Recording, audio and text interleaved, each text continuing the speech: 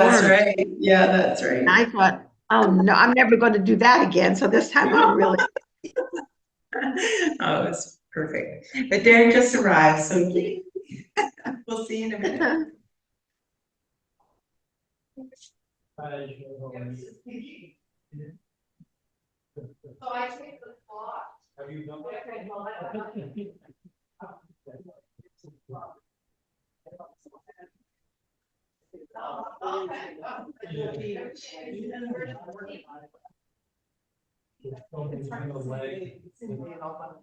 But I think I'm okay. Because I watched the video today. Okay. Anyway, well, yeah. And you heard, we got the new date. There you go. You heard we got the new date. Did I say? Oh, yeah.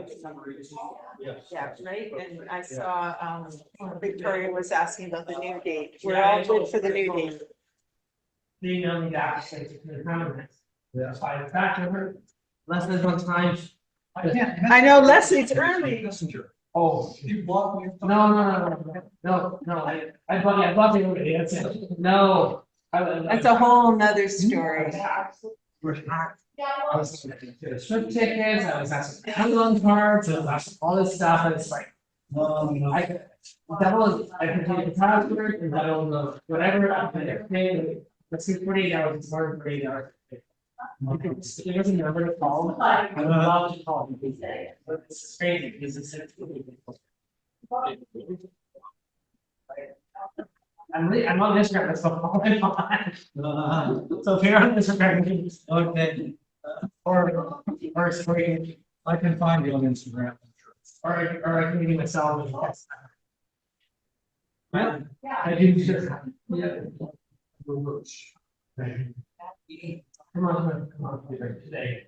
It was on, and then also my phone had, because I had unplugged it from work. It's unplugged a little bit, and then also it's like, okay, I made a purge of something to get that. Now I'll do that. It's slow. If I walk away, sometimes we'll do this work. You know, okay, I go because I'm just like next door. You know, we're helping with the kettles. Tell the other coordinator for kettles.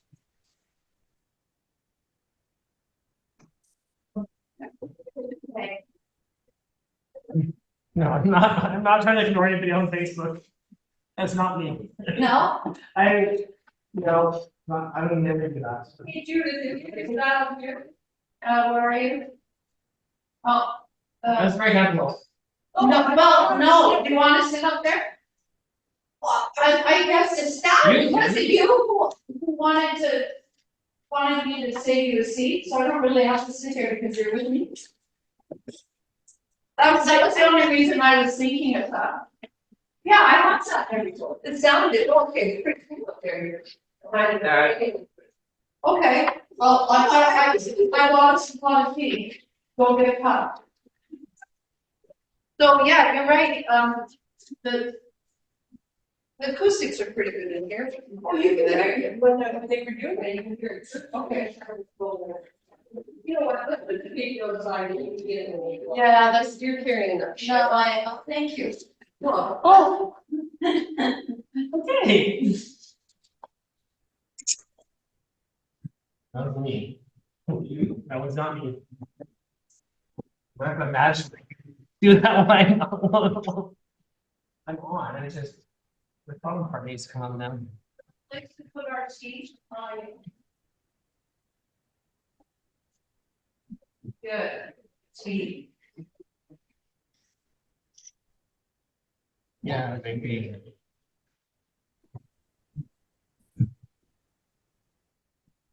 And Not here.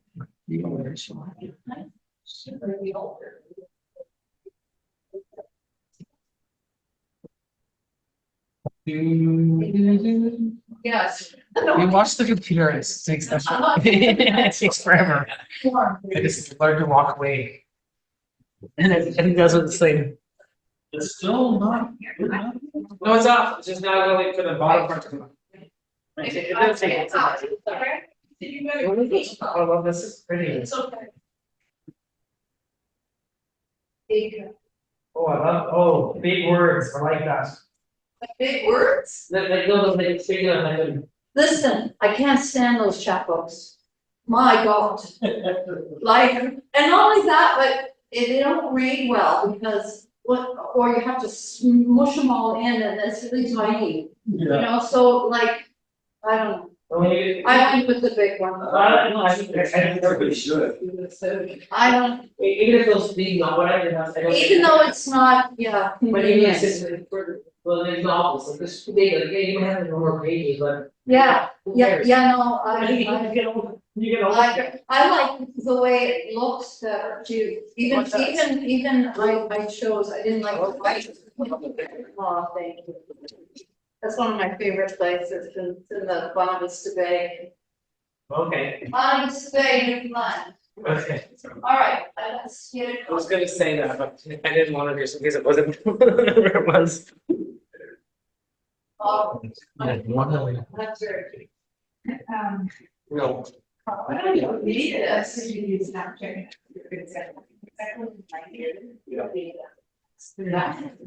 I put it on.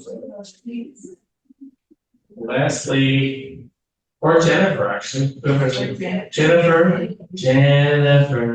Hello, Is it echoing? a little, How does it sound? yeah, it is a bit echoey. Okay. We don't like echo echoes.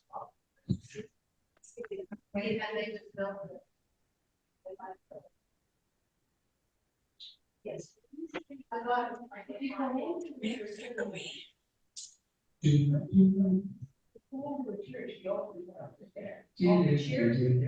That's true. That's true. Water was. You can go keep talking to the guests. Thank you. Yes.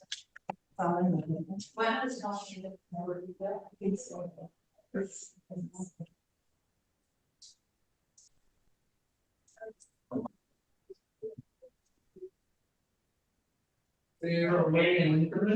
Yes, I have signed up. Oh. Yeah, it's just a 120-year-old. On the side. Oh, Emcee.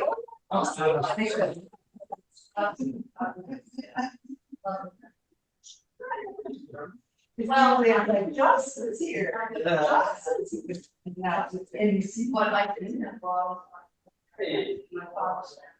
That's right. So I marked that. Oh. I went into. Maybe God is out there. Yeah, no, it's. Yeah, I used to live in Nova Scotia because I used to go to. Hi, Dan. Hello.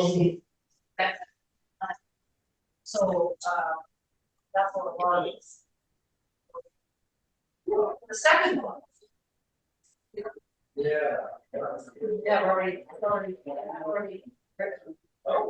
Yeah. I know, yeah. Yeah, but I mean, honestly, it's only because of the right. It's,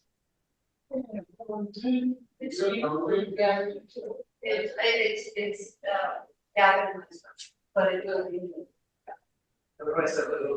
Yeah, well, you do to you, nobody. It's new to us, not new to you. Yeah, no, that's my different thing. When I came, when I experienced. And then, people that, which are in the shores, hey, when people live on the land. They come near water. But you always live on the ocean, you actually live on the ocean. I used to live on the ocean and I used to work for 30 to 60 days where I actually lived on the ocean. Yes. So now It's not weird to be Spanish. it was, when I was pregnant. I thought it That's was my time I settled down. So that baby dog. No, yeah. So I was. No problem. I'm going to grab my, I got to use this. Very good. Oh, no, you should. I feel like you know something. Well, I'm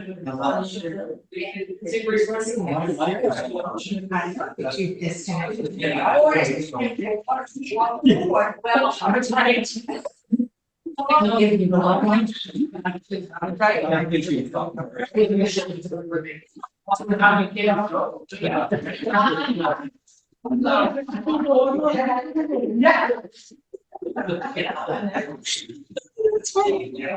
That is still funny. I don't have, I did. Prepare my. They're my. My son, I just want to see. Oh, we don't need to know that. What? That's your name, so the cover staff got it. I used to live on a golf island, if you were born on the ferry, and the rocks, you've got 3 ferries for your whole life. Wow. Yeah, it's like a noteworthy thing to have. It's like, hold on, you gotta get on the ferry. Engineer, okay, in. Yeah, it's like golf islands. I would think, like, Too many, you have that going across the computer. listen, I would be freaked out, to be on ferry lines in labor. No, but Like, hey, like, then you get three, you know. If you get, you go into labor after you're told, you have to go into, yeah. Yeah. Sometimes you just don't have time.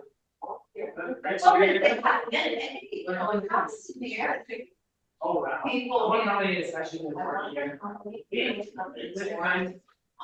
If you're cool over here. Right. Give me a book. Well, I think once a month. how many people have been born on an airplane once? Yeah. There's Peter Paul Van Ganders. I don't know.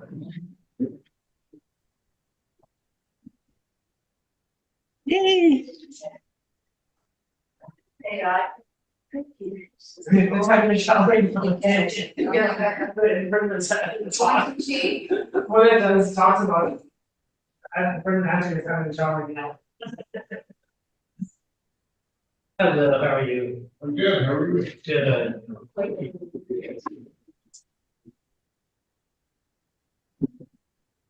Yeah. Yeah, well, you're playing. I don't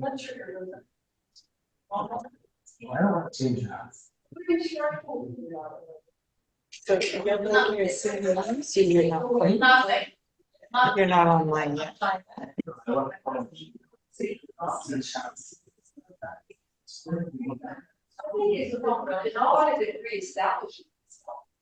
Well, actually, what I believe it is, all of it. 1.5 pages, I didn't time myself. Come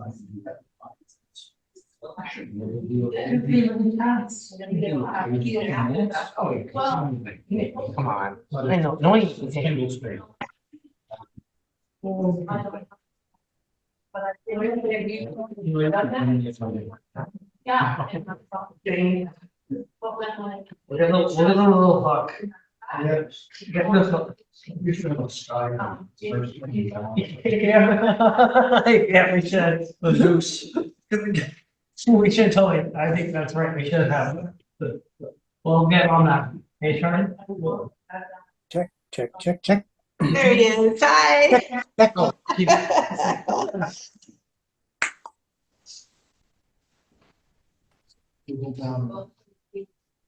Did you get back to Jackie? Well, I did, I have. Yes, she's coming. Yeah, she was.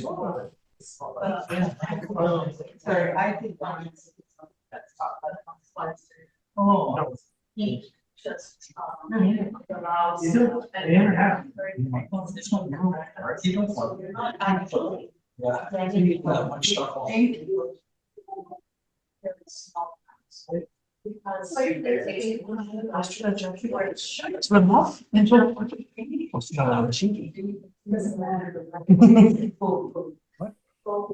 Oh, you know, it's. I was, can you check this in the news that that's what you're not down?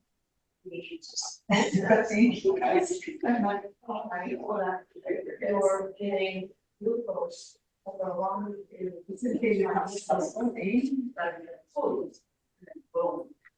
Or there, see, Dave. That's what I was. Everyone's so quiet. Oh, there's Atma. Hi.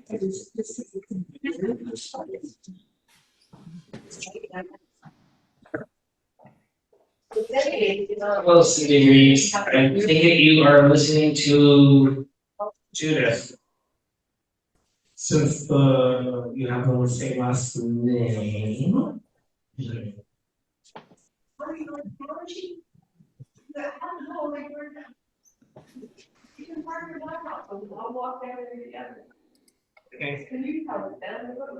So that you're just listening, right?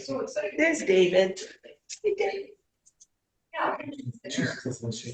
Yeah, that's right. Okay, thank you.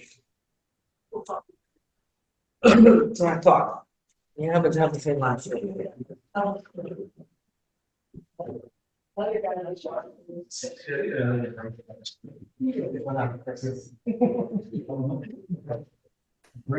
right here all over.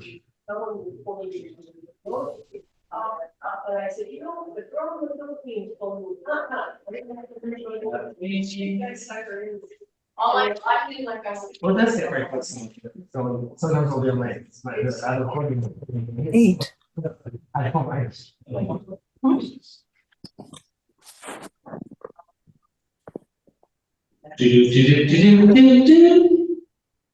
I've been shocked.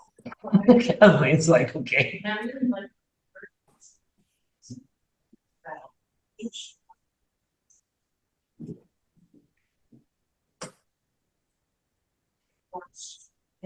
Nice, let's see a hand or a mouth. Oh, there's Kathleen. Your mouth is moving, but I can't hear you.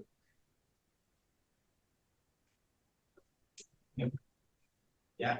Hi, Kathy. She's muted. So we can't, she's talking, but I can't hear her. Kathleen, you're muted. Julia. I didn't want you to hear us arguing about the camera. Oh, you're fine. I'm fine, but David's not even in it. Well, the star's in it though, right? The star. Yeah.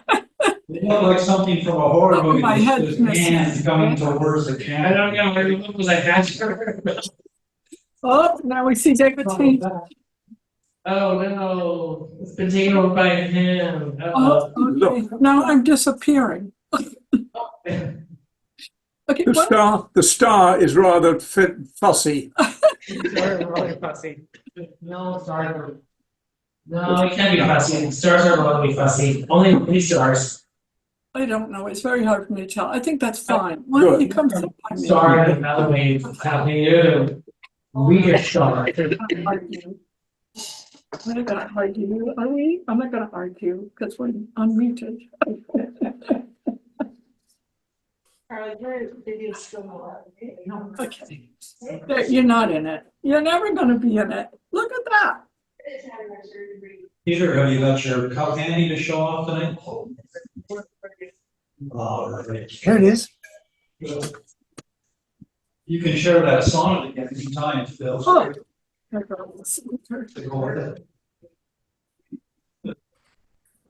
There's a lot of reverb coming from the in-house microphones.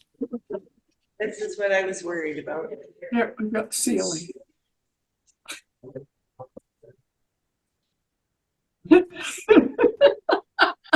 Where are you?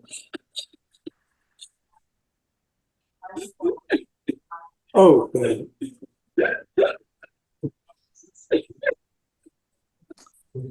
Getting better. It's like, great at the pictures on the wall.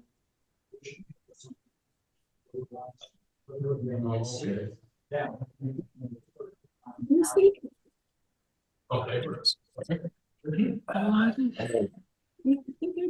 It's like, Wait a minute.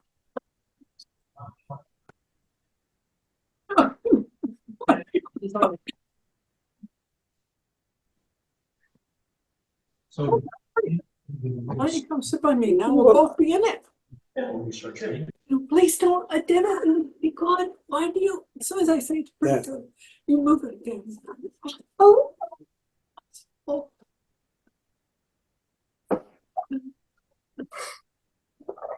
Yeah, you're in it now. No, you're not in it.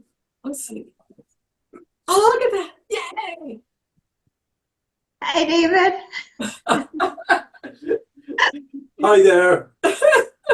Guten Abend. Oh, and there's Atma. Hello. Oh, wow. Everybody's here. It's great.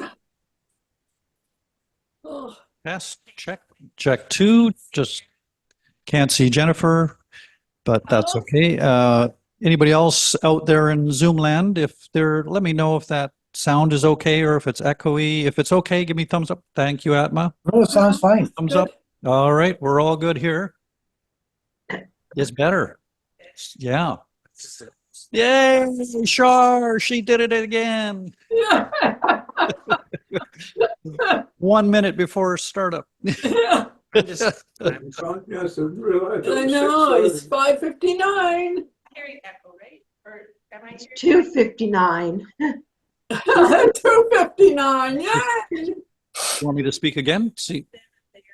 Okay, are you, any echo out there now when I speak? Sounds good. And no, we're all good. No, Okay. Me, when I Thank you. speak, am I echoing? Yeah, we're all good. That's me. Carl, you can echo if you want. You can echo if you want. The echo is happening in Char's head. I don't know what that suggests. She's gone to Mars. No, Oh, this looks really delicious. we won't go there.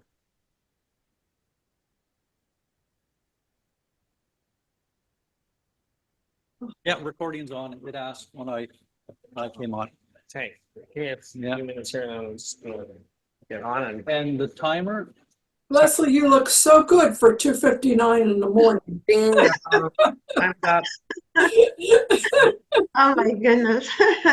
Yeah, it's amazing. Do you get up or do you just stay up? How do you No, do I it? get up. I go to bed like at 8:30 or 9, and then I set the clock for Yeah. 2:00. Wow. That's such a commitment. Well, that's because Kathy made me do Yeah. this. Yeah, totally. Yeah. Have you got the timer and the dinger for Carl? Yeah. Even if I. Well, he is.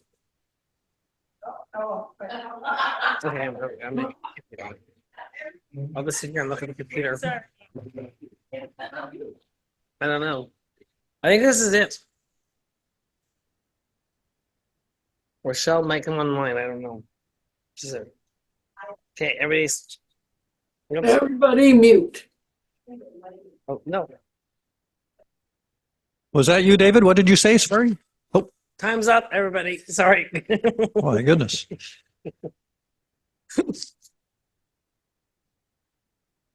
What's that? Oh, it's not. Oh, it's you. Oh, no, it's me now. I'm trying to get this off.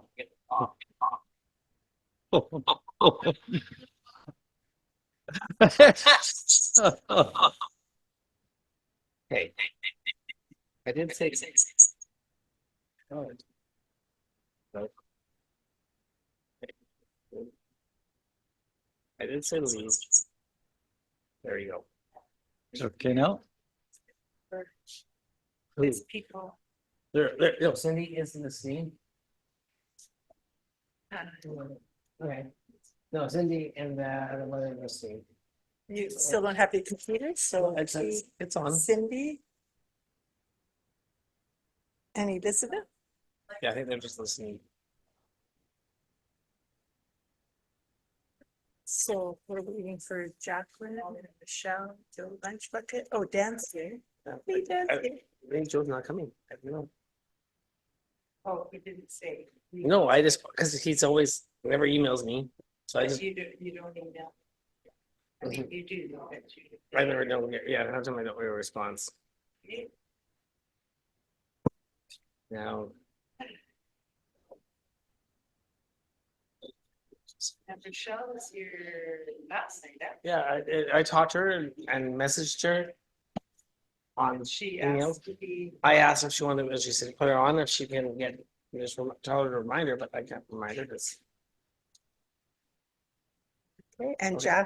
Jacqueline's a big deal, but she's not. I don't know. Here you go. No. Okay. We'll just minimize this on its chest. Okay. I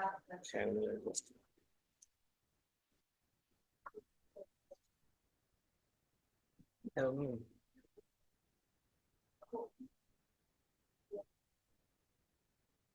Yeah, Jacqueline is usually on time. We're good to go. Good to go. No.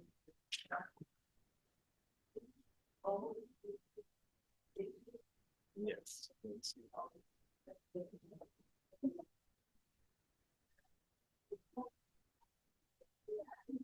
That's okay. Sure.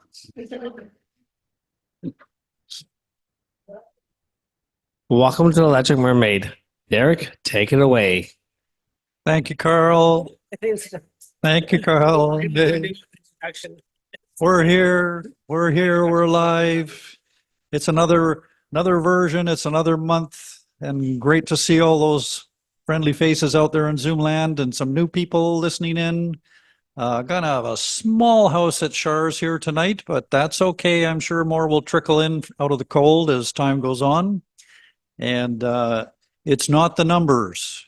It's the appreciation, which will be vast and deep and grand. Yes.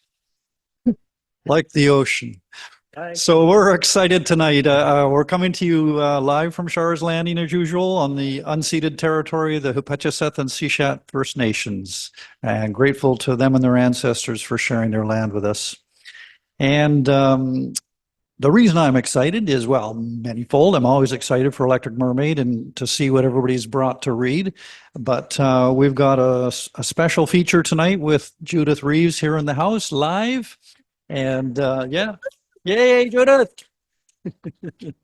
Who's going to read from her new book of poetry, I believe, and maybe we can Q&A her a little bit about some other stuff too. Her involvement in the Perfect Storm, her involvement in the rescue of the fishing ship during the Perfect Storm, all kinds of things. Judith has an amazing background to share, and so we're really excited to give you 20 minutes to share your work and another 10 minutes or so to just chat. So thank you for coming. And we've got our returning artistic director, Jackie Carmichael, on Spotlight tonight for 10 minutes. Yay, Jackie. Haven't seen your smiling face. Yeah, wherever you are. Is she online here somewhere? Unless she changed her name somehow. Oh, okay. A different name. All right. All right. Well, we haven't seen her yet, but she's booked for it. So hopefully she'll show up. As usual, we're going to begin with a couple of thank yous. And the first one is going to go to Char, who once again did her technical wizardry to make this come together. Thank you. And to Karl, moderator, and lining up our readers. Thank you, Karl. And to Sheila back there making the drinks. Thank you, Sheila. This is delicious, Sheila. And of course, as always, thank you to everybody who's joined us here tonight. It's going to be a good couple of hours, I think. And right now we're only at about 9 or 10 open micers. So and a couple of them aren't here yet. So we'll see how it goes. We might have some time for some reruns or whatever later on. But let's get started. Our first reader tonight is Lesli Omohundro-Bronczkowski, all the way from Germany. And you were up bright and early. You weren't going to miss this time, Lesli. No. But I thought, you're punishing me because I'm being first for being late last time. Oh, we'd never punish you. We're just glad that you're here and you're bright-eyed and bushy-tailed and ready to go. What are you going to share with us tonight? Last time it was something from when I was very young, and this is like one of my stories from high school. And I did not have an amazing background. I think I had a confused background. So this is one of those stories of like 10th or 11th grade. Beautiful. Take it away. Okay. We know we are being mean girls, but we don't care. We want to hurt this lady's feelings, to make her feel small, to rub it in her face that she is a Negro and that we are better than she is. She is the one cleaning houses for white people because she didn't get an education and she can't do anything else. She does not belong in this white neighborhood, not like we do, who have cut German class to take a stroll through the streets. Hey, Bertha, Melanie calls up to her on the balcony. She is shaking out a rug, but stops to look down at us. Hey, Bertha, we call again. She is old enough to be our mother, but she does not admonish us, tell us that we are old enough to know better, that we should be ashamed of ourselves. We do not understand yet that this lady sees through us, knows that we, like her own children, are lost in broad daylight and don't know who we are. She watches as we run down the street, laughing. We are still laughing as we sit at the counter of the takeaway on Wisconsin Avenue and order our Cokes. Actually, McKinley is a school for the children from Brooklyn, but my mother hadn't wanted me to go to high school there. Not with black children who didn't want to learn, she had said. Not to a school in the ghetto. I was smart. My mother had wanted me to go to high school in a white neighborhood, even though to get to Georgetown, I had to take 2 buses each way and was always tired in the evening. My mother had wanted me to cross the bridge to the other side of the park, where the houses were painted bright colors and the yards were clean.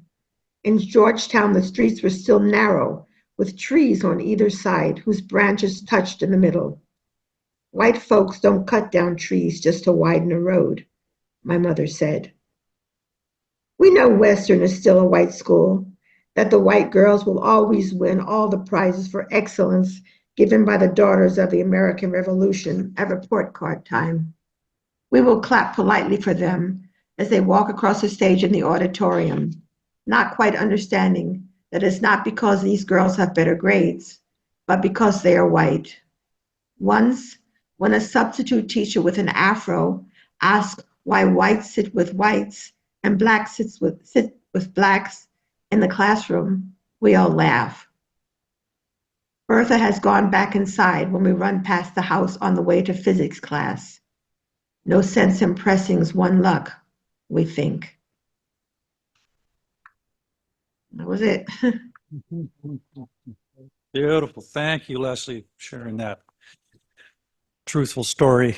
I said we were confused little kids. Oh, yeah. Oh, yeah. When I think back to some of the things I did as a child, I just shudder. But, at some point, we just got to forgive ourselves and say, well, I guess we eventually learned better. Thank God. Yeah. Anyway, that was lovely. Thank you for sharing that. Thank you. Hope you're up to staying up for the rest of the show and staying with us. That's great. Oh, I think Kathy's like last on the list, so I'm going to be up anyhow. Awesome. Okay.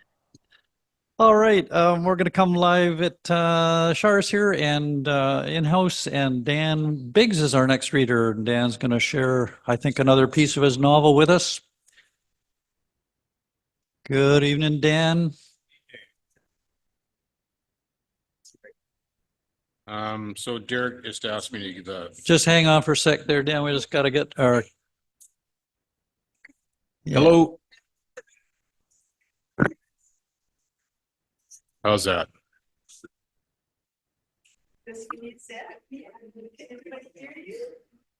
Hello. Testing, testing.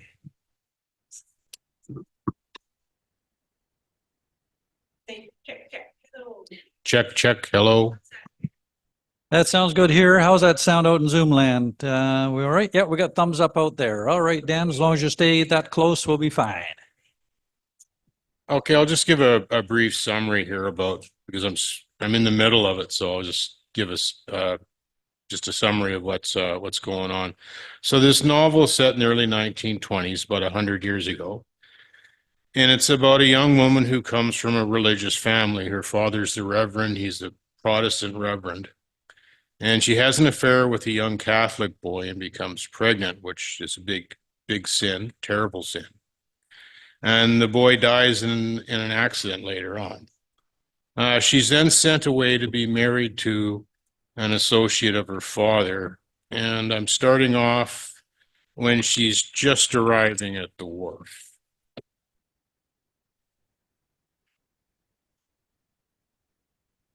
The letter told he has means. Is he kind, a good man, handsome, old and handsome? A little closer to the mic there, Dan, sorry. All right. Old and handsome. In her short life, the few people she has known have had at least one good quality. As the ship rounded the point through the thinning mist, she saw a pier stretching into the bay. The pier grew near, and within the thin screen of white, square outlines and platforms and buildings emerged. She heard a whistle from a long, low building spouting vapor next to the water, and spotted a row of small boats with arrays of wrecked metal poles. A bell rang from the end of the pier, and the ship turned, sending a wake that floundered the small boats. The poles clashed together with the concussions of hollow metal. The ship shuddered as the engines reversed, deckhands threw lines, and she looked over the gunwale at the crowd of hatted heads. A light rain began, and the Filipino porter offered to carry her bag. While biting her lips, she nodded yes and followed him down the gangway.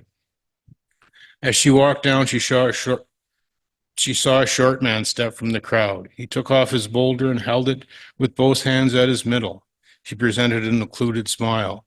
She saw the circle, the dark red ring of keloid on his forehead. Margaret, he asked. With a solemn, blanched face, she offered a smile that instantly faded, then nodded back. He extended a hand with short, thick fingers. Flaccidly, she took it. His hand was like worn leather. He squeezed gently. His unsealing smile showed yellowed teeth. I'm Henry. He reached for a bag, taking it briskly from the Filipino porter. The rain intensified. We should get off the dock, he said. She had turned her head a little to the left to watch the Filipino porter climb the gangway and mouthed goodbye. When she turned back, the crowd had closed in. Through the streaming rain, all eyes were on her. She looked away and tugged at her wool cap, wishing she could pull it over her face. Margaret, we should get off the dock. The crowd moved for them. She focused on Henry's shuffling boots. In the folding corners of her eyes, she saw the men in rows removing their hats, others saying miss. On either side, they formed dark walls. She felt closed in, held back panic. Their walls loomed, walls that would collapse if she strayed from her course. They reached the end of the wharf and walked beneath the large pier. They passed through the bustle of people and a jumble of shacks and pens with voices haggling in strange speech. She suppressed a gag at the robust fish odor of burning whale oil mixing with scents of salt, wood smoke, and creosote.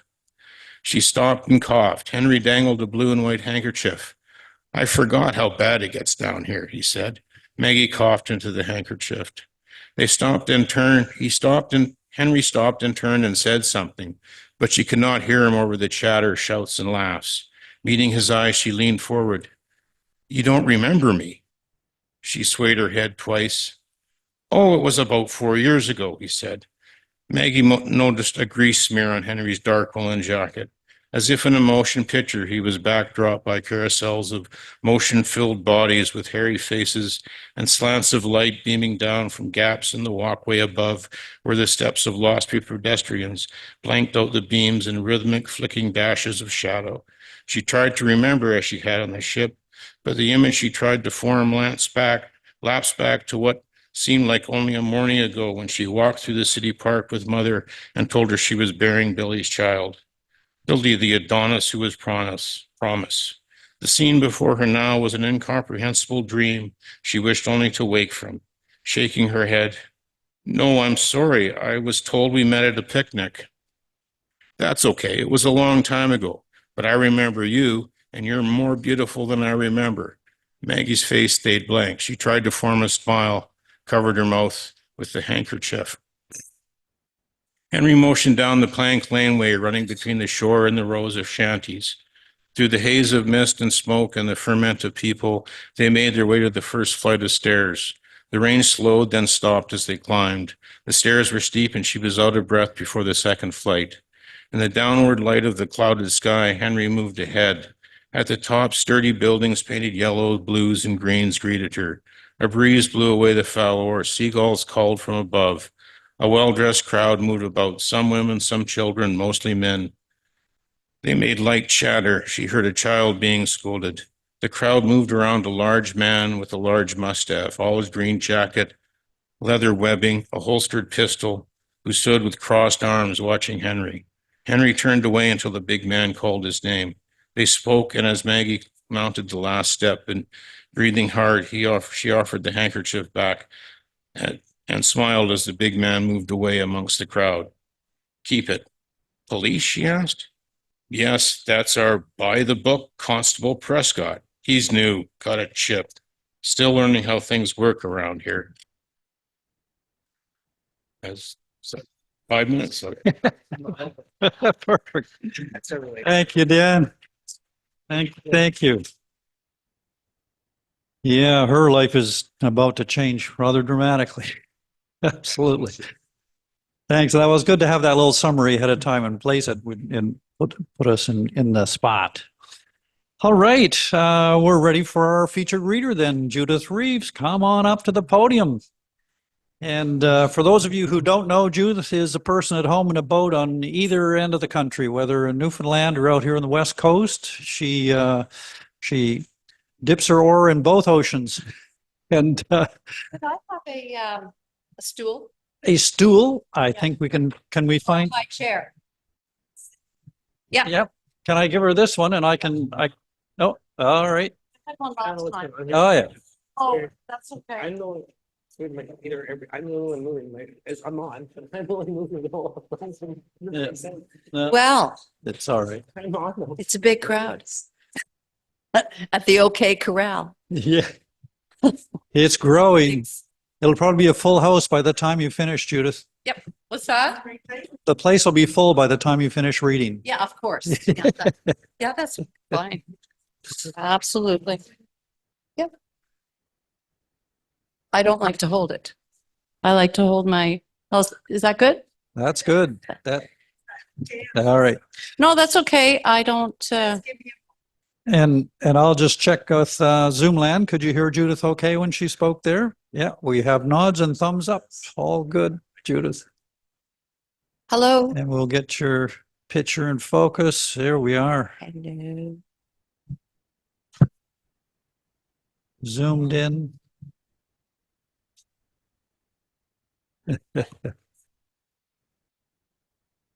There we go. All right, so you know the format. You got 20 minutes to read and we'll chat afterwards for 10 minutes or so. So the stage is yours. Right. Multi-talented writer, artist, musician, boat person, Forester. there we go. Yeah. Fisheries observer. In any case, I'm not going to talk about what I used to do, or we can talk about that in the Q&A. Suffice it to say that I graduated in forestry and a long time ago. Because, you know, nobody really wants to say what year you graduated when you're anyway. And the first place that I worked as a forest ranger was on Vancouver Island. So I was posted here, and I worked out of McNeil, Port McNeil, in 1979. I had just graduated in 1978. I was 22. So the first poem is called The Logger's Daughter. They hated me so much, those loggers, from the first moment, the first introduction, from before I had even arrived. They hated the thought of me. A young girl, fresh out of university, I was ready to burn, and burn me they would try. Deep down, they feared me. They knew what I was. They knew I would change them, alter them, beguile them, conquer them. They knew long before the day that I arrived in early spring. I jumped clean from the boat to the dock, tied off the bow, and felt the float wobble and slap the sea. That's when I knew the ocean knew my name. And I knew that the sea loved me before I knew how much they would hate me. After landing, our launch bobbed suddenly and jogged the dock. I turned and rose on my heels, looking around. I saw it then, on the hill. The logging camp rose on the cusp of a green rise, and despite the warm sun, I felt it, a chill. I was 22 years old. They had worked all their lives chewing up wood and spitting out logs. They were the loggers of the West Coast, kings of the high lead, rugged, hardworking, middle-aged men. They would do their best to break me, chew me up in their spite. Years later, I remember that. They had a terrible anger. When they saw me that day, when they saw I was a girl, they turned their backs on me. I was the first woman ever to work on the coast of Vancouver Island as a forest ranger, the Lone Ranger. I could turn to no one, ask or receive from no one, trust no one, love no one. On the edge of the sea, I took my only comfort. From the periwinkles clinging to rocks to the seaweed waving in the tide, I learned to love the way the sea looked in any weather, the way she moved in a breeze, in a gale, in a blow, the way she spared nothing. Back then, the sea was all I had. At the camp, I was toast. Every day, I stood on the line, the ugly line that lay between us, the line that they made visible in order to make me small. Living in the most beautiful, raw wilderness, they had forgotten that I was their daughter. That was written in 1978. So that's going back a few years.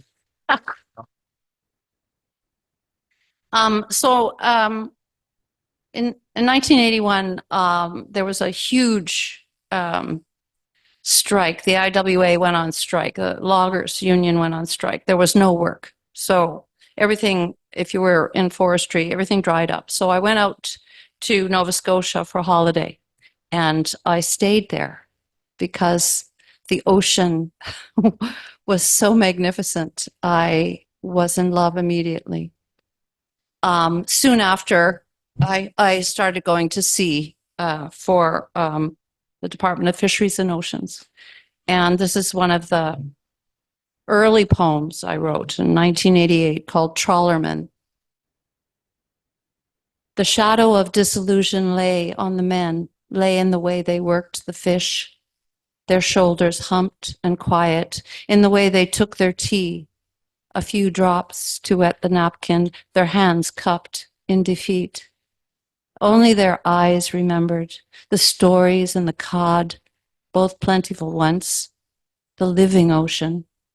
All what they could take, they took. All what they could leave, they left. Lusted and left, and it shows now in the hard lines on face and hand, and in the weight they drag in perpetuity.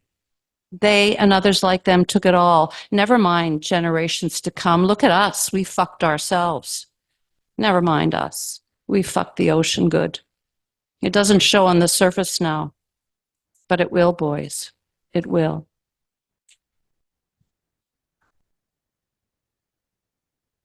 Sorry about the bad language, if I've offended anybody. I went to sea for a living. This was good. This is good. Was there bad language in that? I didn't hear anything. So I worked on the draggers mostly. So this is a poem about that. It's called The Drag. The fish lay half-heartedly flopping on the deck. It lay beside the trawl. It had escaped moments before, squeezed out through the diamond mesh, a raw and red rope burn tattooed on its back, its gills fluttering like a centipede's legs, gills turning from pink to bloody red, a fish out of water. I imagined its guts smashed from the drag, a drag that had begun deep on the floor of the ocean, a drag that had rattled and banged along for hours, scooping up everything in its path, indiscriminately sucking up schools of fish and destroying the ocean floor. Shellfish, starfish, sea cucumbers, flatfish, rocks, scum, muck. The net is always hungry. Long and vast, like a giant vacuum, it sucked them all up and packed them tight in the toe of the net, the cod end, appropriately named for the actual cod's end. There is no escape from this. Only if they get really lucky, tossed out by a fisherman mindful of its pitiful size, thrown back into the scupper or thrown on the conveyor and whoosh, out to sea. That is how it all happened. It's not a mystery. We fished the parents and threw away the future. So we can't cry about it now.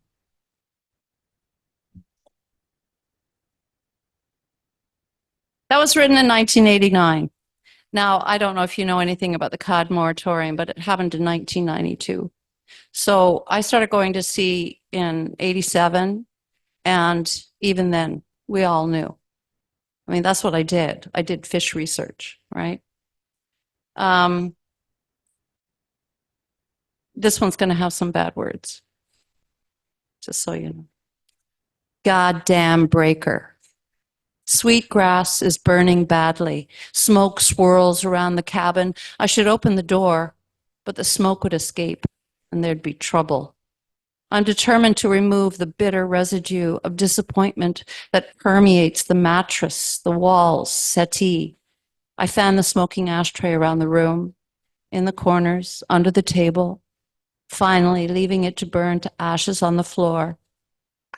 Here I am again after countless trips on Canadian trawlers. I think only of clearing away the awful anxiety that saturates this room. A woman, for God's sakes, out here thinks she knows something, thinks she's smart. Oh, she's smart, all right. She's in for it. She's gonna see all right. How she'll like it, stupid bitch, fucking bitch. Works for the government. What's the government know?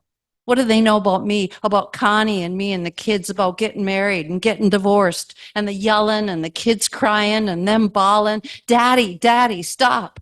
Stop it, mommy. God, I had to leave them. Leave them all. What do they want from me? I always brings home the money. For God's sakes, I always works hard, slaving out here in the fish day after friggin' day, half frozen, hauling nothing in, day after Jeesley day, worrying and hoping and working and hoping and worrying about that damn mortgage, the damn GAR payments, and now this, another goddamn breaker. What am I gonna do? What am I doing? Nothing. I can't do nothing else. Left school, grade 9. Bought a car straight away, a car before I could even drive it, sneaking out and laughing so hard with Buddy, laughing we was fit to die. Young and foolish we was. Young bucks having it on, sneaking out and having the world on, making real money on the boats. The boats was where it was at. Working, man, not that sissy crap we did at school. Learning and studying and shut up and sit down and do that. Frigate. I saw the harbor and the road to it. Like my dad, I knew what I wanted. The good life, man, yeah. Lots of money, man. Tons of it. And Connie liked it too. A real man, she says, talking sweet, opening her blouse, warm and close. Taste some of this, she says. Yeah. And 2 kids later, I gets nothing. Not a warm tit in sight. Just a lot of flack and stuff I gotta do every time I gets home. And there's always more stuff to do, and she's getting fat and hysterical all the time, yelling all the time, telling me what I gotta do, and I better grow up. And that's it. I'm out of there. I'm swimming, man. I'm drinking it all up and drinking it all. And swimming like crazy. And that friggin' observer's gonna see what it's like. Yeah, I'm gonna sleep at the crew this trip. But this is my world, my place. Yeah, she's got my bunk, and I hear they're going to take that away too. All that talk about grounding the trawlers and retrain us fishermen. Jesus Christ almighty. To do what? I ask you, what can we do? We ain't fit for nothing. We ain't ready. We're fishermen. Fishermen is what we are. We ain't got nothing else. We ain't got no education, no pension, nothing. We're drowning here.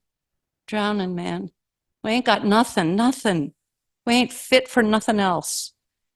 We only knows one thing, and that's fishing. And if the fishing's all done, then we're all done. That's what they don't understand. My God, I'm only 28, and I'm all done in.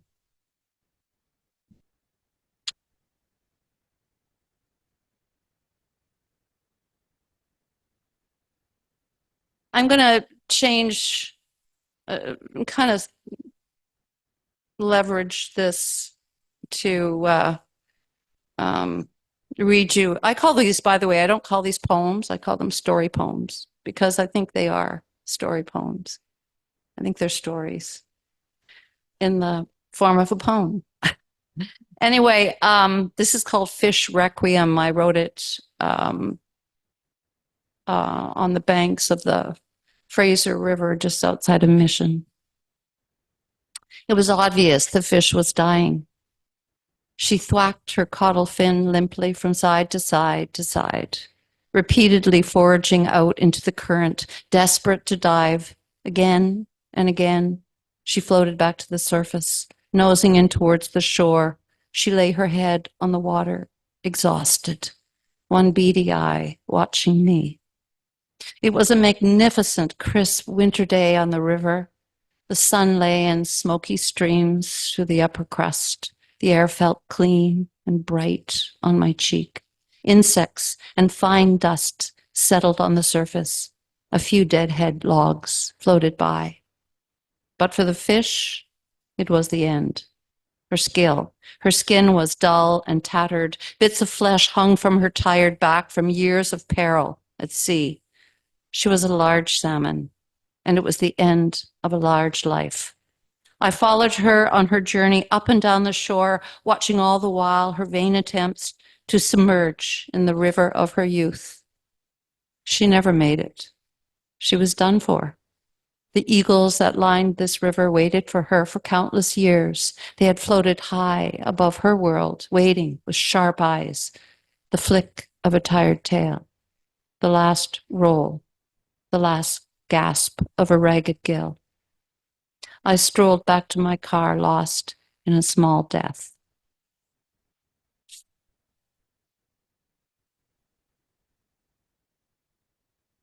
I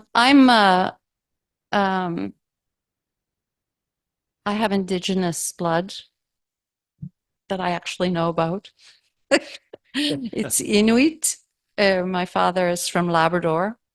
My people are from Labrador, and this is about Labrador. It's called the Great Land. Now, most people call it the Big Land, but I didn't know that when I wrote this poem. So that's what resonated with me. My ancestors' bones lie in graves, lie at the bottom of the bay, in the floorboards of the summer houses, and in the great land they lie, on the creaky beds at the old mission, and in the ribs of boats that once were their lives. They lie waiting for us to remember them. Their stories and their struggles left to count for something. In the dark, ancient world, our spirit ancestors call out. On the dusty roads in town and on the faded boardwalks, their life threads linger still. And when you wake them, they take you across the barren grass where the whale bones lay and the rock still smells like guts. Their dark faces are fading and the young have become old. And they soon too will die. And what they could teach us will die with them. Oh, how heavy and alive I felt as I stood on the sacred places. The nor'easter blew through my chest and out the other side, and my children stood on the whale mound, the wind encircling them and blowing their hair like dancing grass. We could almost hear the Norwegians shouting and calling up the mountains of dead whales, their pale flesh laid bare, dark blood forever staining the slab rock where we all stood, bewitched by the blue air and the green, green land. Fragments of houses struggling to stand dotted the islands as we sped by on our new Honda outboard. Blue-black waves slapped our sides in welcome. And I knew I was home when a right whale breached, sending a plumy blow high off the sea. Her gleaming black back glimpsed for a moment, then curving in one smooth motion down to the deep bottom, still untouched by the dragger's hand. I saw as my people saw, the great land stretch out before me, this great unspoiled land of my father. That was written in Labrador. Just, if you know anything about Labrador, it's Cartwright Labrador is, it's quite far up, but about halfway up to the Torngads. This also is written about someone that I never met. I heard an interview on CBC. I was driving somewhere, and his name was Hubbard. When Hubbard opened his mouth, the last Inuit word fell out. Soon after this, other words, flowing over his tongue, also spilled out and were lost. Hubbard didn't notice. Living inside his own thoughts as he had for years, his language had been learned in the cradle. It had been on its own for a long time. Ever since all the others had died, the words lived only in the old world where the fish jumped in the river and raccoon and fox and wolf prowled in the forests. Those words that Hubbard had spoken all his life now lived only in Hubbard's memory. The years had passed, and Hubbard had not spoken them aloud to anyone. All those many years ago when he was young, there had been plenty of reasons to talk, sitting in the bush house, surrounded by family, teaching his children the ways of the people, hunting and fishing the animals of the land, named by the people of the land, and the land itself moved in the people and nurtured the people and fed and clothed and sheltered the people. But the people no longer needed the land like they did. His own family had been stolen from him. His language had been stolen. His way of life had been stolen, derided and dismissed. His children had been taken and taught the English way, to speak and to move and to eat and to think, taught that their native language was an insult, that the English God did not approve, that the English God did not like the ways of the people who had survived on the land with the animals of the land for as long as anyone could remember, and yet Hubbard was made to let his children go to the English school. He remembered sadly that he had had to leave his home and to be close to them in the English town, but he had not thought about the other consequences. And now he is alone in his own thoughts, and his language would die with him.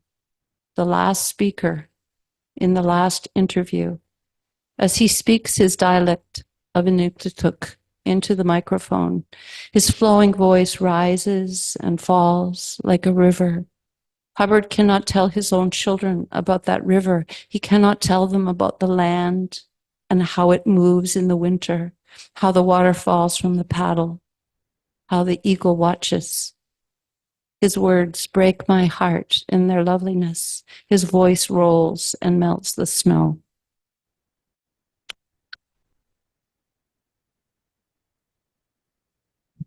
He was the last speaker of his dialect, so he would never be able to speak his language with anyone ever again. I thought it was so sad. Kind of broke my heart. How are we doing for time? Yeah. I got another one? Yeah, really. Okay. 2 minutes or? So when I was, I live in Newfoundland 5 months of the year. I have a house there, a summer house. And when I'm there, I travel, I hike, and I last summer I went up to Labrador, and I wanted to see, because all my family were fishermen, and trappers and sealers and whalers. This is how we all survived. That's why I'm here today, because someone survived. So many are gone. But fishing as a way of life is over, because the moratorium in 1992 basically stole their lives from them and the places that they used to work. So this is written about one of those places. It's called Cape Charles. The houses lay empty, lopsided and faded. The houses lay empty, but the grass had not forgotten itself, growing wild and green in the cracks of the boardwalk and the old footpaths. Tall and lush, it covered up the places where people once lived, once worked, once worshipped. Flourishing in the abandoned gardens, the grass covered up all the space that once held the dreams and industry of a working people. A people who fished every day in storms and gales and fog and ice, who made their houses by hand and cut their firewood by hand, who carried water in buckets and chopped ice from icebergs and snow for tea. Lived every season by candlelight and oil, and slept all together for warmth. Bedclothes frozen to the wall in the morning. A people who never knew leisure except when picking berries on the land or praying in the little church still standing on the hill. A people who even now still lift their mouths and eyes in smiles and laughter, still dreaming of their summer homes and eating bake apples in the sun.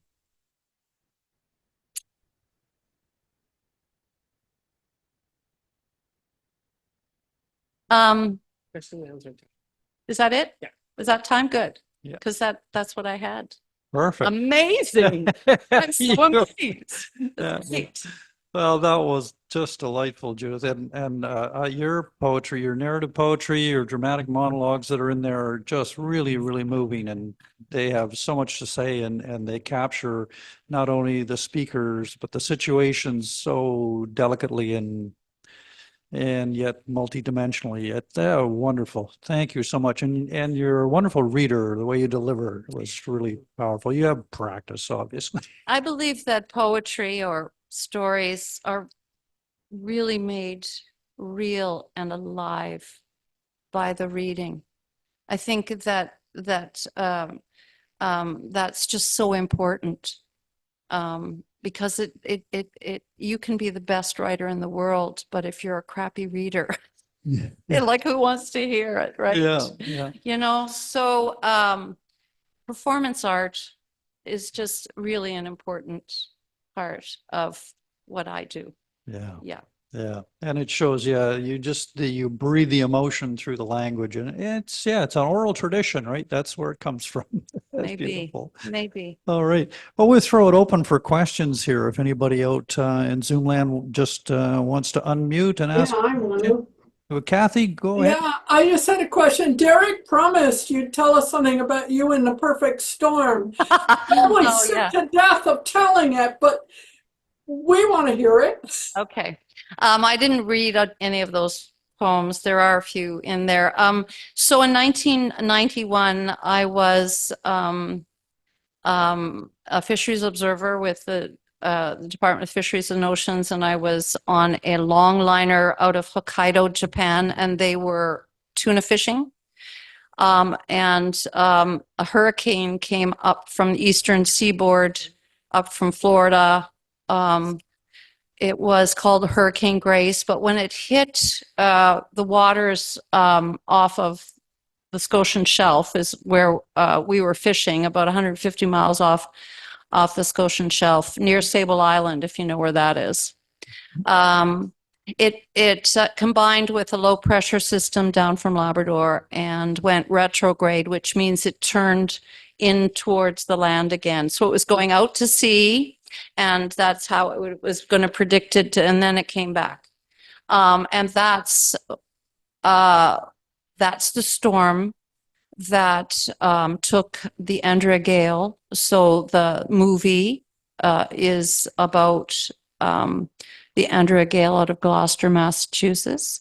And she was off the nose and the tip of the banks off the Grand Banks of Newfoundland. Now, I was near Sable Island, but we got into trouble as well. So we lost our bridge. The waves, you know, I've been to sea I had been to sea for many years, but one of my jobs was to gauge the weather. So I always did weather reports every day. And the ocean state, I had to figure out the ocean state. And that's why whenever I look at the Beauforts here, I think of that, because it was Beaufort 13, which is Beaufort 12 is a hurricane and Beaufort 13 is above a hurricane force wind. So we had waves that reached 100 feet. So a 100-foot wave is a 9-story building. And I was in 150, my boat was 150 meters and very low in the water.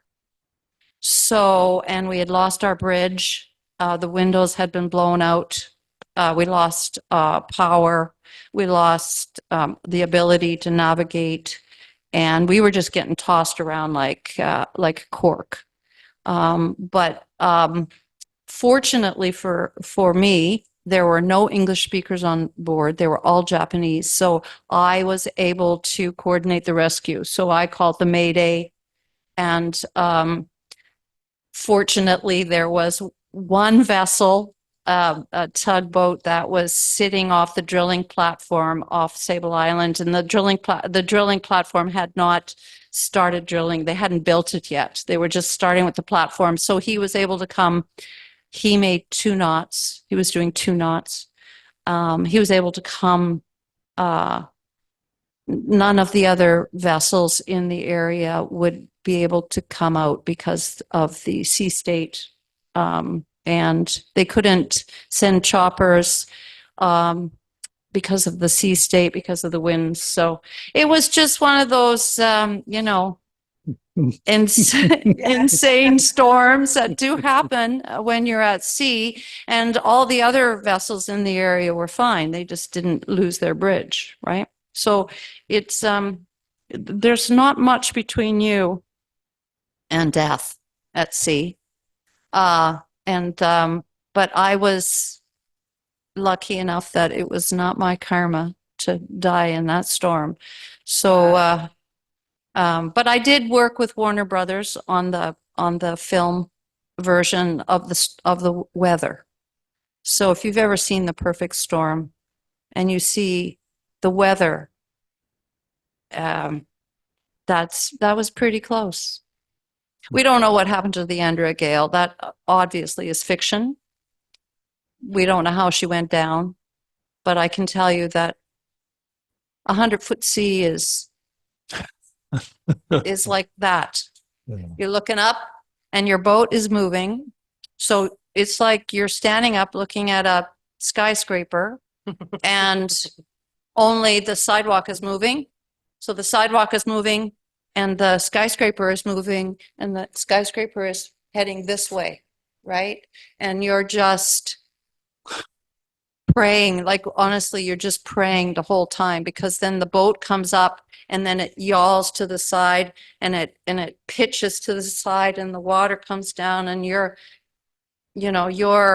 so I would be in I was in the radio room like this, and then I'd be like this, right? So then you're waiting in those seconds wondering, are you going to come back up again?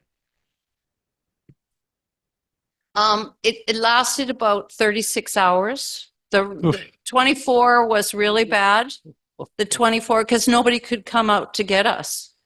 So, and So yeah, but the sea state the next day was much better.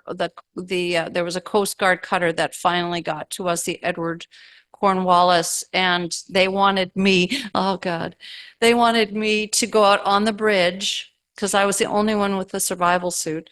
And then they were going to throw the painter, they were going to throw a painter, and I was going to haul the rope and throw it over the boat so that we could be towed in.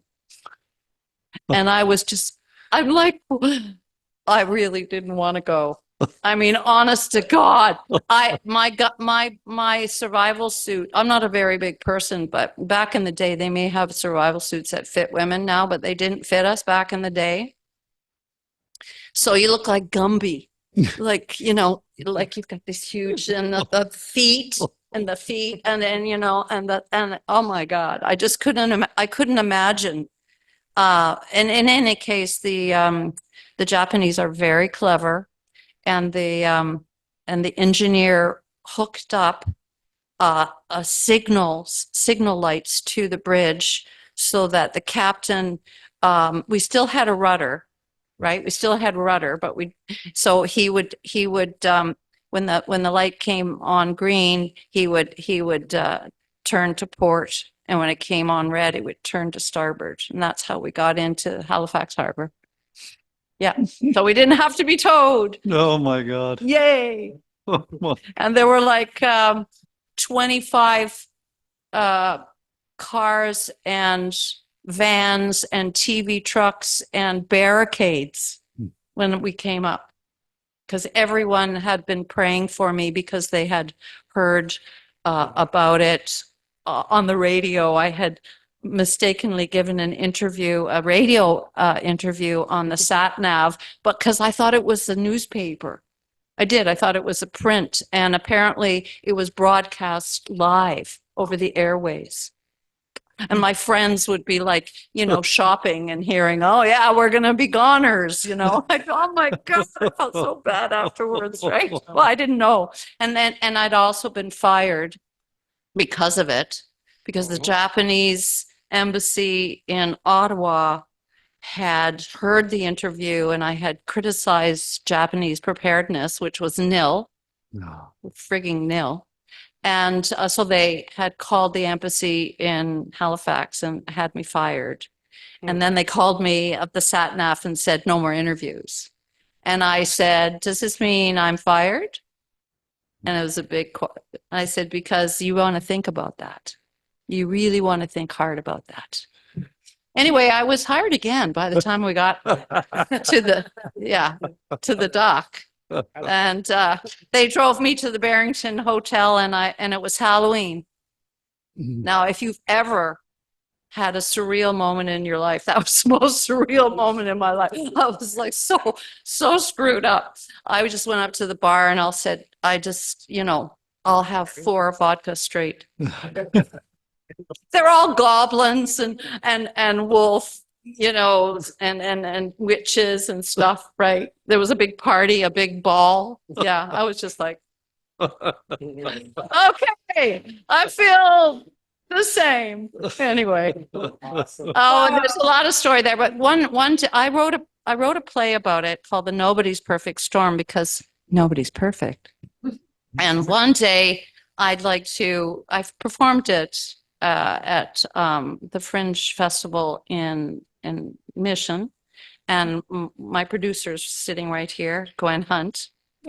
And so one day I think I'd really like to restage it, and then you'll get to really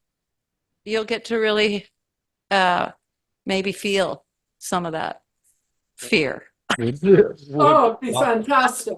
I'm afraid now, but when I start talking about it, then I start getting I have a little PTSD, just a little, and then sometimes I'll just get a little weepy and I'll sweat a little bit. I can imagine. Anyway, so does that answer your question out there in Zoom land? Yeah. Yeah. Kathy Okay. looks happy, yes.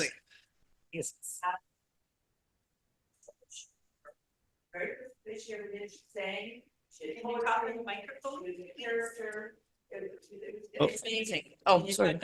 Sure. All over again? Yeah. Okay. And yeah, when Judith did the show, it was really amazing for a one-woman show. And it was fantastic. It was really great. I would blush, but I can see that my Yeah, cheeks no, are already it red. was so good because she's so multi-talented. I mean, she played her guitar and she sang and she did poetry and I think you might even have danced a little bit. I'm Yeah, not really well, sure. I don't know. But it was pretty impressive. And she's going to write a new one, right? Yeah, We're going to do it here in town. Yeah. I would love to do that. Yeah, that would be a lot of fun. Yeah. Choral players, are you listening out there? Yeah. Oh, we are. Oh, no. Yes. We're starting a writers community. That's true. Starting just January 7th, actually. Yes, a Good. writers group. Yeah. Awesome. In search Yes. of what was it? What are we calling it? I can't remember. Oh, okay. In search of happily ever after. Yeah. Happily in search of happily ever yeah, after. but we're starting in January. And I would say good luck with that, but you know. Oh, you'll probably put it on Facebook. Or Oh yeah, whatever. We'll advertise it. I just pitched the idea the other night. There's so much talent out here. People want to get together, and I understand that this is a wonderful venue, but workshopping is also that's what we're really doing. good for us. Yeah, we're You just know, going to use the lounge. we can all use that, the right? first and third Tuesday of the month at 7:00. Yeah, yeah, At the Capitol Theater.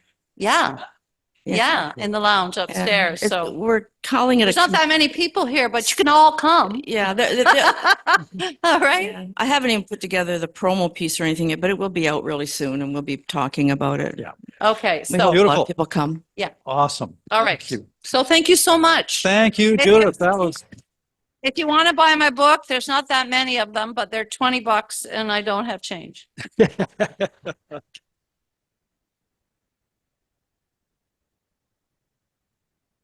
all right. We're going to go back out to Zoom land now, and Atma Frans is going to share some more of her wonderful work with us. Good evening, Atma. Hi, so nice to be here. I really enjoyed the reading. I thought it was very haunting, the poem stories that were just stored. I'm going to bring, actually the poems I'm bringing are Just hang on a quite- second there, Atma. We've just got a little technical Okay. tweak here.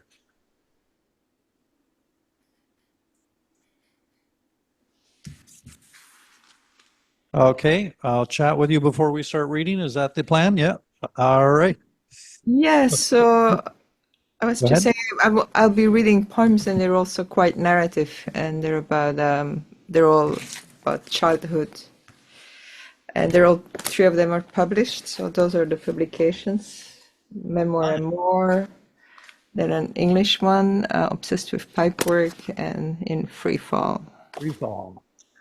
I'm always grateful to editors Yeah, for choosing wonderful. my work. So am I good to go or should I wait? Are we good to go now, Char? Yeah, we're good. That's awesome. Thanks, Atma. Go ahead. Okay. So the first poem is called Sisters. Oh, can you hear me well? Okay. Yep, that's good. Sisters. Night touches our bodies, freed from sheets tucked into tow. Lightning splits the dark. Thunder shakes the room. It's close, my sister whispers. All day a sultry silence filled our house, thickened the air between my parents. I held my breath, tiptoed, and them, waiting for a spark. Now thunder claps onto my skin, rumbles against my ribs, drums the fear loosened from my bones. Another flash, light spiders down electric blue. We count the seconds. 1, 2, 3, 4. Thunder. It's moving away. Fat drops of rain splash against the window. Hand in hand we jump down. Giggling we find our beds inside the dark, slide back between the tucked-in sheets into the roles we play a day.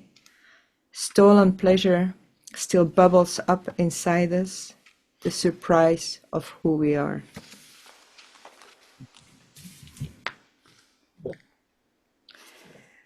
And the next poem is when I was a little bit older, kind of like preteen age. And a friend of mine took me on holiday where they had a little bungalow, and nearby was a farm that was a very old farmer with 4 cows and a retired draft horse that we started taking care of. So this is called Bareback on a Brabant Horse. Short-haired and flat-chested, Crystal and I are ignored by the girls with bleached hair, the boys who pull up in their car, windows down. Come on, baby, do the locomotion, blaring from the speakers. And we ignore them, avoid the bungalow park.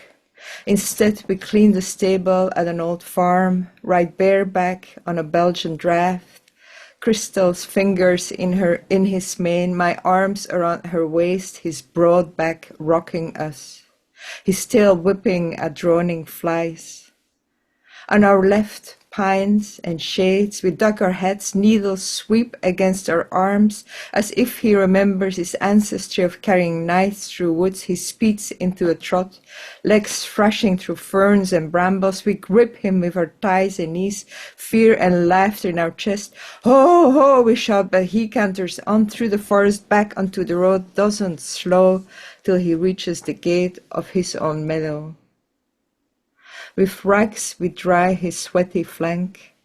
On our open palms we offer grasses, his lips soft on our skin, his teeth shredding away the minutes. Soon I'll be driven home, father at the steering wheel, mother poised in front, her mannequin hands folded in her lap.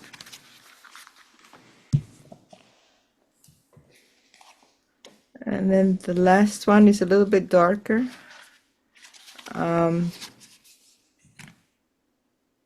It's about a white dove I had, a pet dove I had when I was 10. It's called I Picture My Father That Day with My Dove.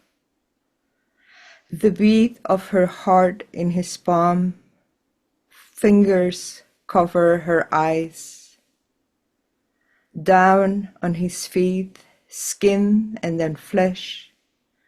His knife searches the warmth of her chest. His hand in the wound feels the bones of the back. Wings fall apart, spread, an echo of flight. Like me in the white of our yard, arms flapping, my laughter clouds in the sky. Thank you. Wonderful. Thank you, Atma. Evocative as always, and especially like that dark one at the end. That's good. All right, let's move on. Joelunchbucket. I don't see him here. And is he? Yeah. Oh, Jackie's here. All right. Well, we're going to move on and do our Luma Spotlight here with Jackie Carmichael. Welcome, Jackie. Good to be here. Really good. There you are. Nice to see your smiling face, sweetheart. How are you doing? Hey, it's so good to be with you. It's really nice to see everybody's smiling faces and hear these lovely pieces. Sorry I got here late. It was a time zone thing, but I'm here now. No worries. You're here now. That's all that matters. Yeah. So have you been dumped on with snow in Edmonton yet, or?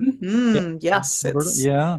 It's actually, it feels quite warm at minus 13. Oh, lovely. Yeah. I was walking my dogs and thinking, hey, this is warmer than it was last week. So, and there's a lot of snow on the ground. It's quite lovely. And yeah, the roads are a mess. Yeah, I bet. Yeah. But very Christmassy. That's good. That's good. For sure. Absolutely. Very Christmassy. Yeah. So what are you going to share with us tonight? Are you going to do some prose, some poetry, or what have you got? You know what? Interestingly enough, I have a sea story, and I'm not sure if I read this here before or not, but it's been a long time.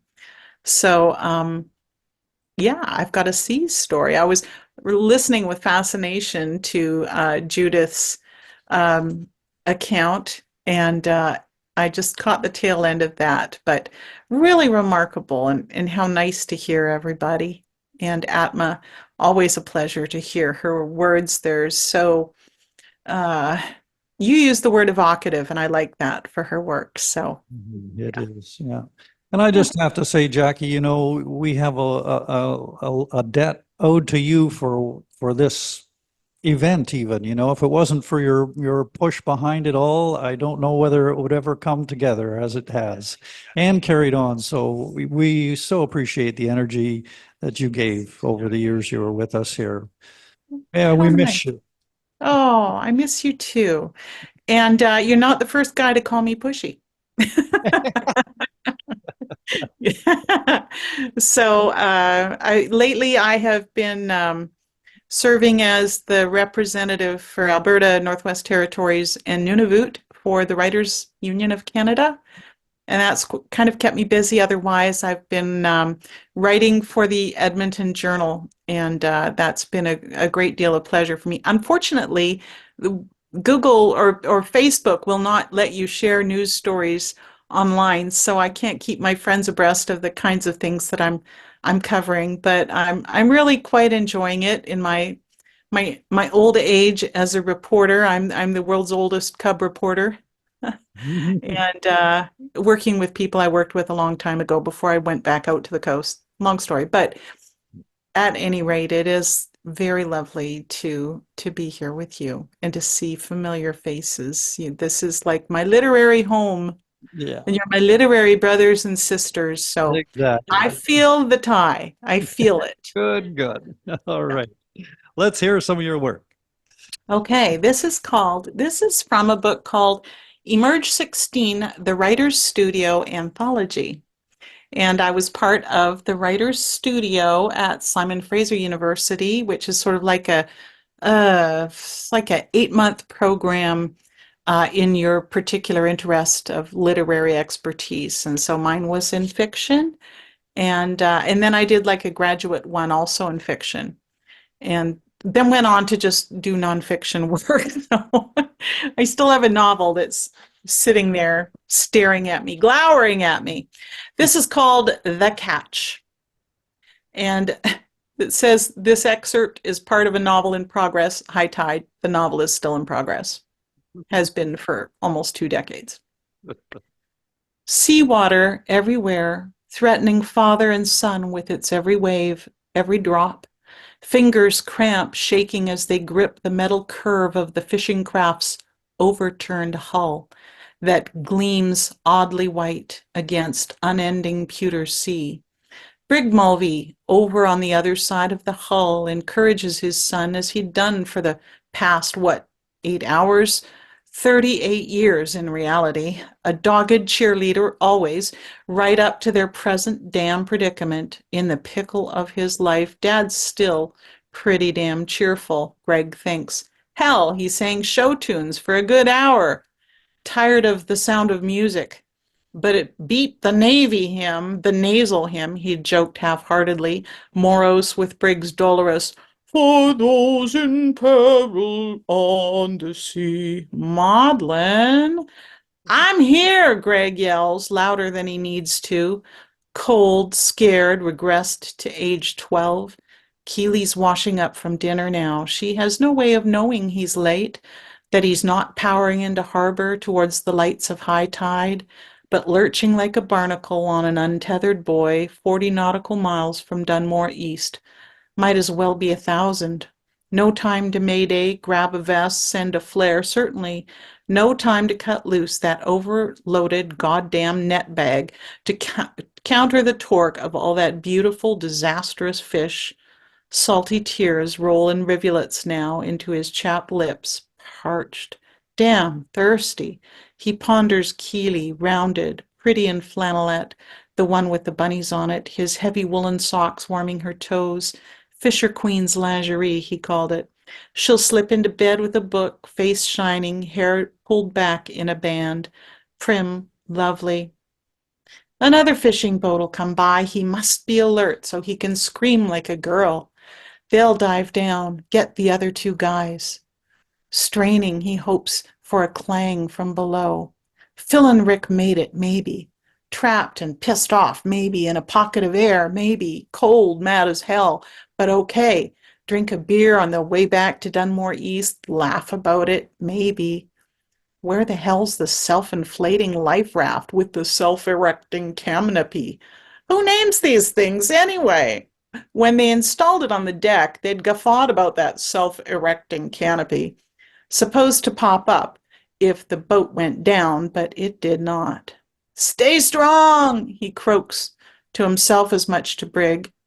The stories they've gone through, anything to distract from water everywhere, vacations relived, when Greg's kids, Zane and Chloe, were little, when Brig first came to County Waterford, when Brig met Peggy, talked more than they had for years, desperate to keep the conversation going for 8 hours? Hard to know, with his cell phone sitting like a little black electronic turd on the ocean floor. Unclench hands one at a time, spread throbbing fingers wide to keep blood circulating. The sun winks out, dipping below the horizon in a pocket of unsettling blood red. Shifty-looking gulls circle like schoolyard toughs. Greg plays it over in his head. No weenie life jacket for his best buddy Rick, the more experienced of the two lifelong friends when it came to fishing. The duo shoveled the net full into the hold, careful with the prime flesh. Then suddenly, slyly, the bounty shifted, flipped the boat in a sort of fast slow motion, 4 seconds of rolling, silent terror. Brig gabs, a nervous streak, teeth chattering with shock again. Peggy, Sunday dinner, jukeboxes, the trip they planned to Canada. What's he going on about now, Lord? Where the keys and the repair manuals are. He thinks he's going to die. Greg flinches at the thought of a father-son deathbed talk. Please stay strong, Dad. His voice is cracking. He's going to blubber. He can feel it.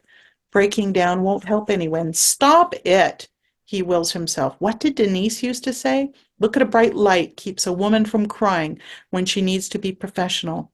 The sun is almost gone. Shivering resumes. Brig doesn't have a life jacket. Dad, this life jacket is getting heavy. You wear it? An evening star winks in, serene, unmoved by their predicament. The elder Mulvey, a stellar swimmer in his day, swam the channel as a young man, but he's 64, high blood pressure, bum hit to boot. Greg should have talked him into quitting in spring. Peg begged him to, but it was one last bumper season, just as us boys on the briny ocean tossed. Twinge of guilt tightens his jaw. Life jacket itches where it touched his skin. Tired. Keep the damn vest on. So help me, I brought you into this world, and Briggs County Meath brogue is faux menacing in the night.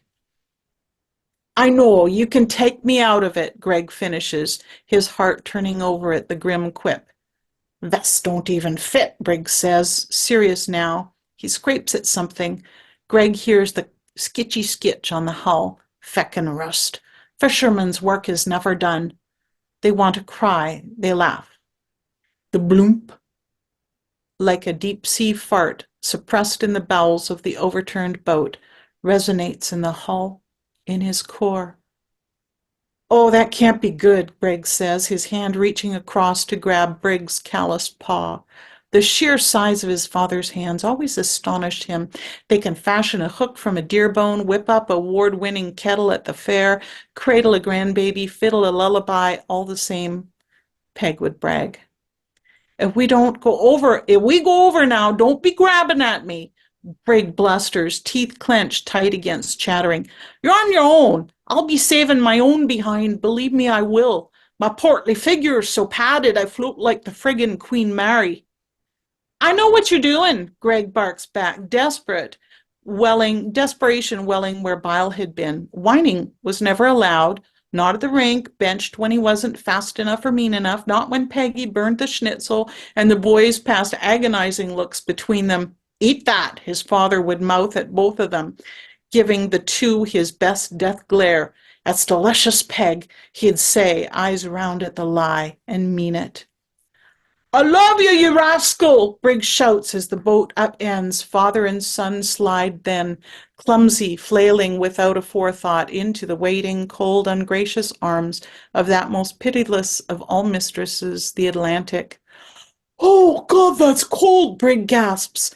Swimming's frenzied, with cold, stiffened limbs, spasmed fingers, clawed from clinging to the hull. Get away from the pretty peg, get away!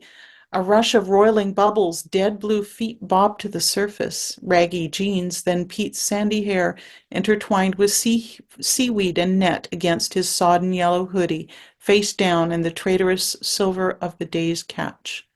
Greg and Brig reach out in the waterlogged corpse to the waterlogged corpse with a single sickened cry. Thwarted. The body's borne away on a wave, gone.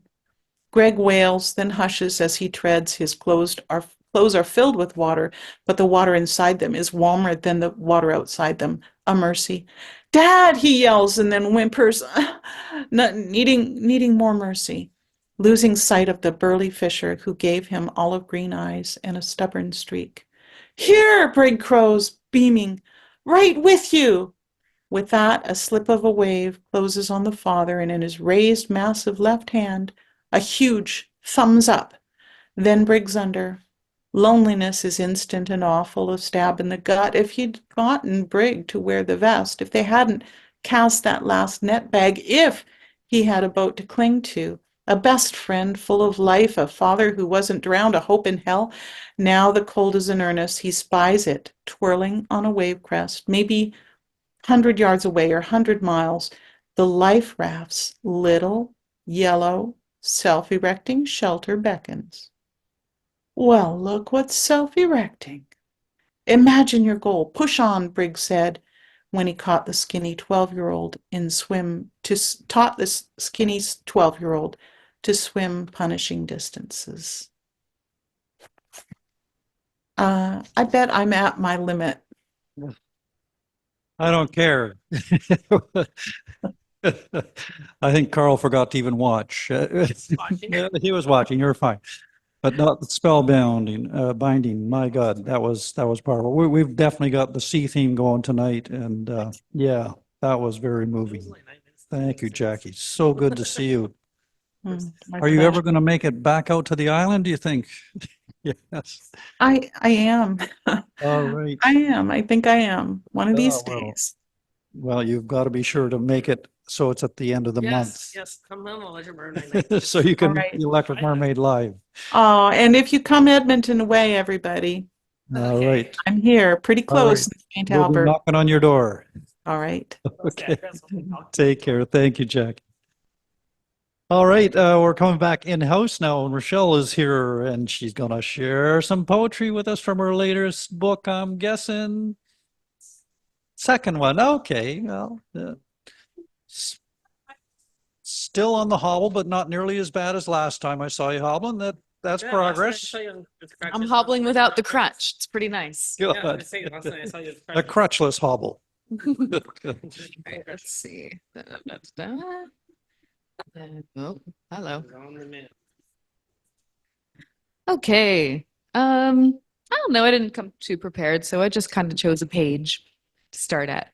So these first couple of them are going to be about tea, my favorite subject. Yeah. This one's called Learning Service. Steeped tea water goes down my throat. Steep more. Pour another cup. Drink up. Observe the flavor. Pour another.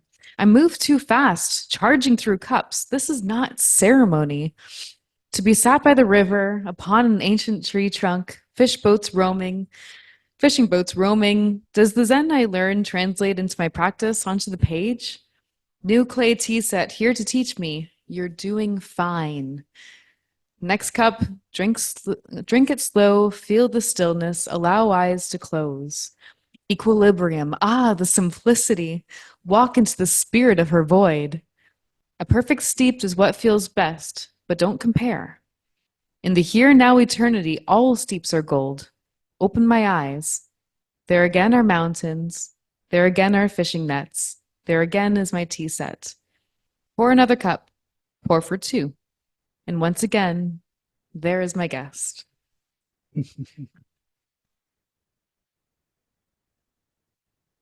The leaf. It's too brilliant, too immersive. It's too caught by the fragrance of the leaf that shows me the wisdom of the day, and the symphonies at night become the darker dreams no longer meant to share the life within. Fragrance upon fragrance, book by book, inspiring seamless leaves bursting out. Fragments of fragrance, dust to dust and ashes. Today, now, leaves twirl in the wonder, kiss the shoulders of the structures on their way in, adapt to the space, move into a grin. It's slow, it's nature at work.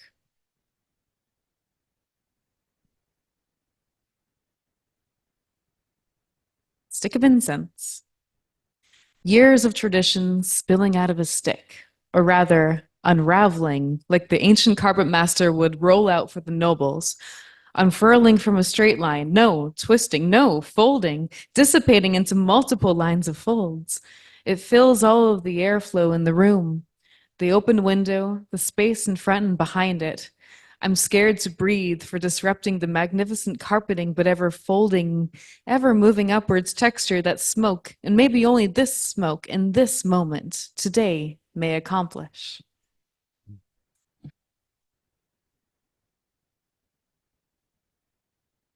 Cotton candy clouds. Pink clouds illuminate daybreak. A golden rose sun drifts through heavenly clouds, transformed from the morning fog. If I were dreaming any more, I could touch them, reach out. Sticky palms take a sweet bite of the sky. A light only visible to the eyes.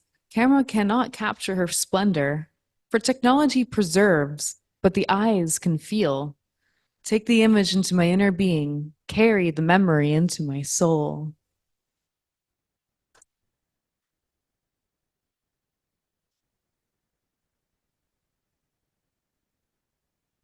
Well, those ones are definitely about just really appreciating the moment and what those feelings are, and the incense, being like really intrigued by watching it, and so sort of paying very close attention and mindfulness.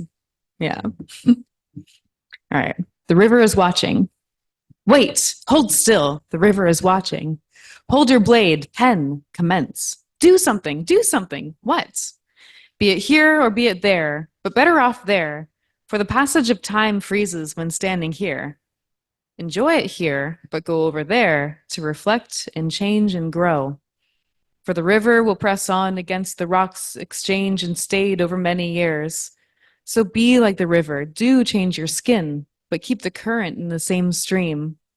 Bring your blade home, refresh and return. Try to find the eyes you left behind.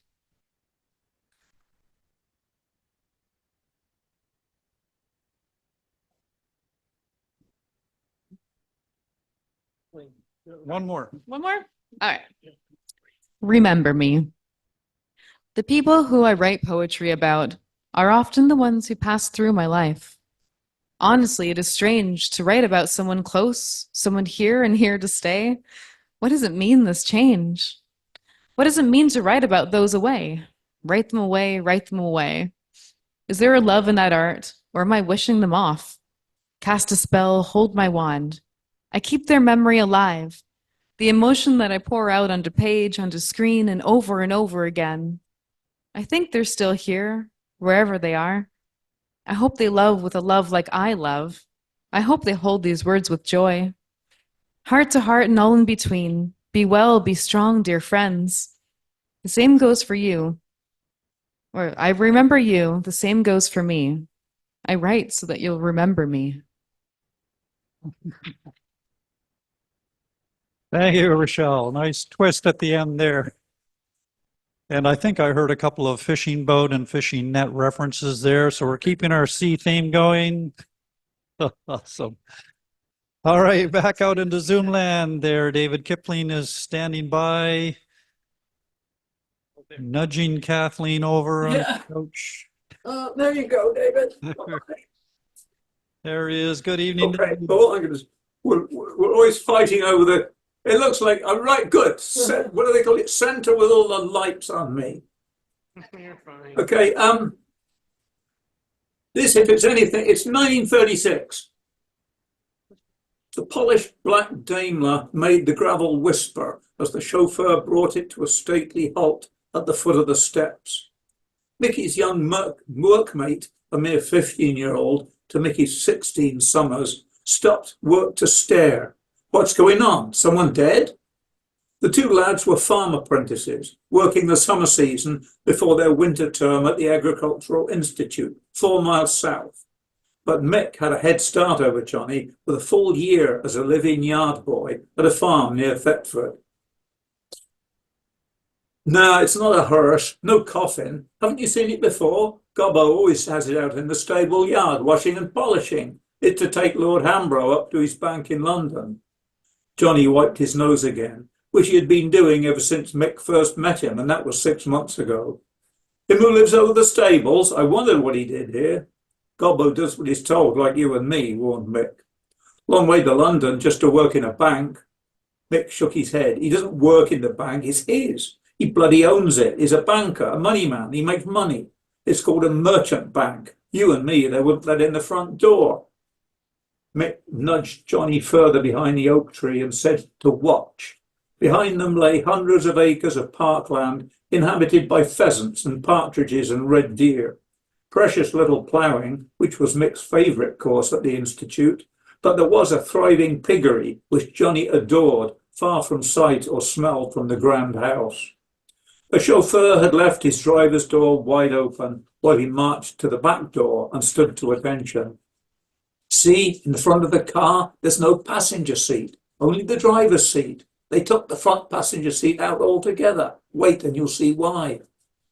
A servant appeared behind the glass of the house's front door and backed out, holding the door open and bowing her head. The stocky figure of Sir Everard Hambro, banker and member of Parliament, moved very gently down the marble steps, using an ebony cane in one hand. He's got gout, see, can't walk proper. Mick tipped his wrist upwards and winked. It's from overdoing the old port and sherry. Mick enjoyed doling out such gossip back at the Institute. While the other apprentices shared tales of stolen horses or bare-knuckle fights out on the common, only Mick could talk loftily of his first-hand knowledge of the local gentry.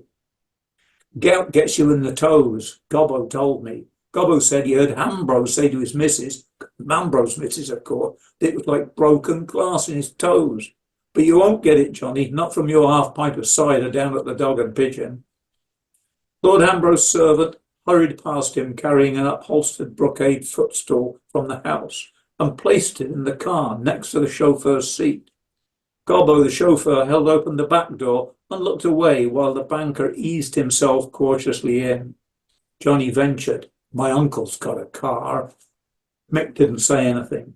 Johnny had grown up in Lord Ivor's orphanage and had been accepted into the Agricultural Institute, which Lord Ivor had set up to train young men for farming. Perhaps Johnny was inventing an uncle and only said car to make Mick jealous, as Mick had unwisely revealed that his family never had a car.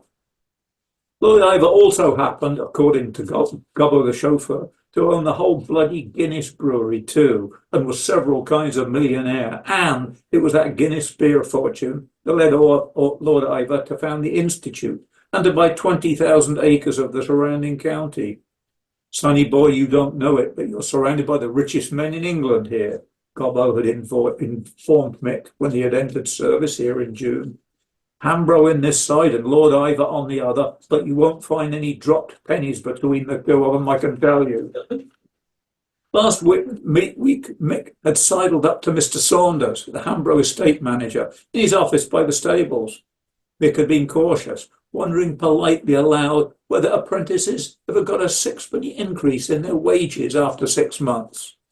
Saunders had swung his wooden chair sideways and growled, young man, if you were the best farm boy we'd ever had, and you're not, and if you came to me talking that bloody nonsense, I'd kick your ungrateful backside from here to Lord Ivor's Institute and tell them so, if you did, if you came to me. So it's lucky for you that you didn't, right? And I didn't hear it, right? Now go feed those bloody pheasants and tell that little mate of yours not to stand picking his nose and gawping with a face like a sick sheep whenever Lord Hambro comes out of the house and sees him.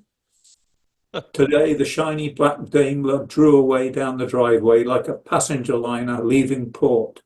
And as Mick and Johnny resumed spreading feed pellets for the banker's pheasants, the maidservant struck a match on the stone balustrade and lit up a first of the day. That's it. Oh man, I love your dialogue. Beautiful. Thank you, David. That was awesome. All right, we're going to stay out in Zoomland for a bit longer. Peter Paul Van Camp is next up. Fresh from his win of the cup there, which I think he has handy tonight. I don't know if he wants to share that. There it is. There it is. It's like the Stanley Cup of hockey, only it's for poetry. Tell us, Well, Peter. it's a rather specialized because it's called the coveted Pat Patton Award for Coherency in Verse, and I should explain who Pat Patton was. I'll put this down a second. Pat Patton, I have here an old Big Little book from 1935 that belonged to my dad. I've got a picture of Pat Patton here. I'll show you. Pat Patton was Dick Tracy's assistant back in those days, and he was rather slow-witted. So the thinking was, if you could write a poem which Pat Patton could understand on the second or third hearing, here he is looking suitably perplexed by a simple question. Where's Tracy? Anyway, that's the idea. I finally won. I've been submitting poems to the Pat Patton people for a couple of decades now, and well, I guess one finally slipped through the eye of the needle. I'll read it for you. It's called "I Am in the Soup But Now." No, I'm in the soup now, but good. That's what it's called. A sonnet.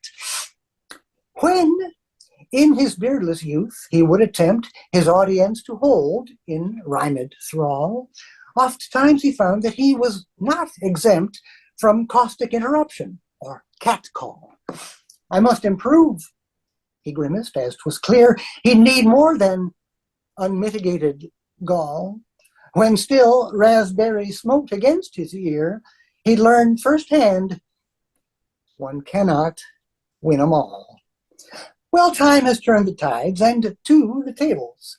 Adjustments have been made, however small. Failures have been rendered into fables.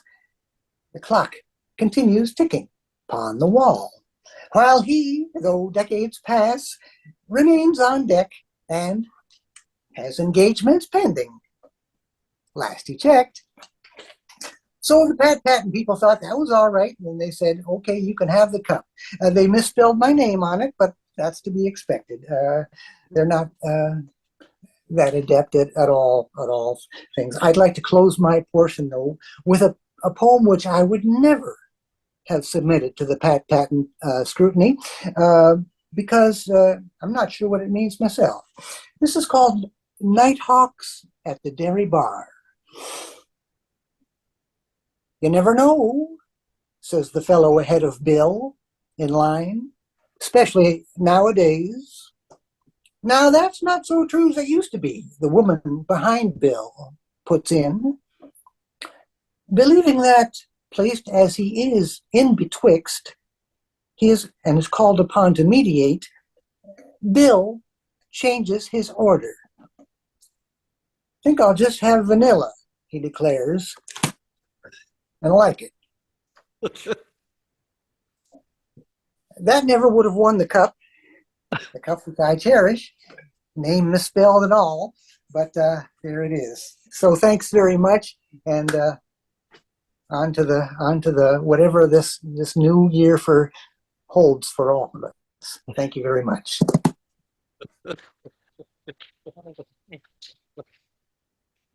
As I said on Facebook, Peter, you're a gem. Thank you for being with us and Thank you, Derek. sharing everything every month. That's fabulous. Thank you. All right. Jennifer Wenn is going to join us now. Jennifer. Good evening. Good evening, Jennifer. How are you this evening? Not too bad. How are you? I'm doing well. I'll be better after hearing your poetry, though. I always am. Thank you. Hello to Jackie. She's the reason I'm here. I'm probably not alone in that. I'm going to do a couple from my book here, Through the Silence. Remembrance Day was a couple of weeks ago. So I'm going to do this one. It's called Remembrance Day 2017. Damp cold, yesterday's snow sublimating, iron gray sky with an intimation of sun behind, many hearts beating behind a poppy, some select chests nobly bemedaled, still gleaming in the muted light. Spirits command aging bodies that, remembering youth and strength, pull to attention. Last posts lament weaving around and beyond, cathedral bells tolling 11, time marching but suspended for a respectful moment. Blanket of silence descends, just a stray thread of restless childhood here and there, the air thick with memory, with pride and pain, comradeship and loss. Names to some, past reality present once again to a few float by. Kandahar, Kapyong, Hill 355, Dieppe, the Atlantic, Bomber Command, Ortona, D-Day, the Scheldt. Others, now bereft of living memory, are nonetheless here. Ypres, Vimy, Passchendaele, Amiens. Ceremony's end approaches. Our turn comes. We lay a wreath and pause, arm in arm, trying, but not able, to imagine. Sorrow and gratitude and marveling respect flowing together, holding aloft that torch thrown from other hands. Thank you.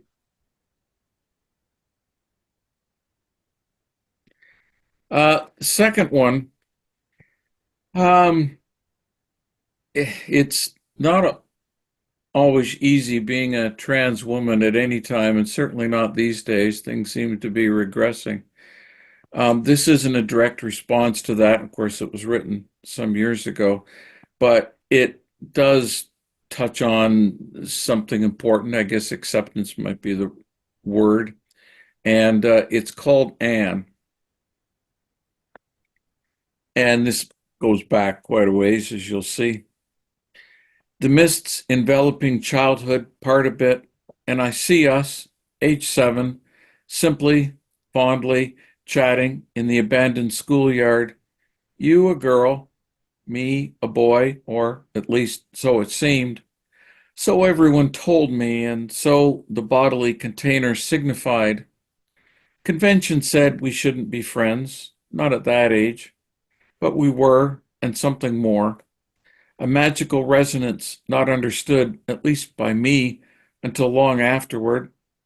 From a half-century's perspective, I see the incipient self perceiving in you, without awareness then, myself, the part trapped within the shell and expectation. And you were kind, gently handling the butterfly you somehow sensed within the cocoon. I moved, we parted, until a decade and a half later, a chance meeting on a bus. You, a beautiful grown woman, me, a more mature, masculine exterior, unconscious of the feminine within.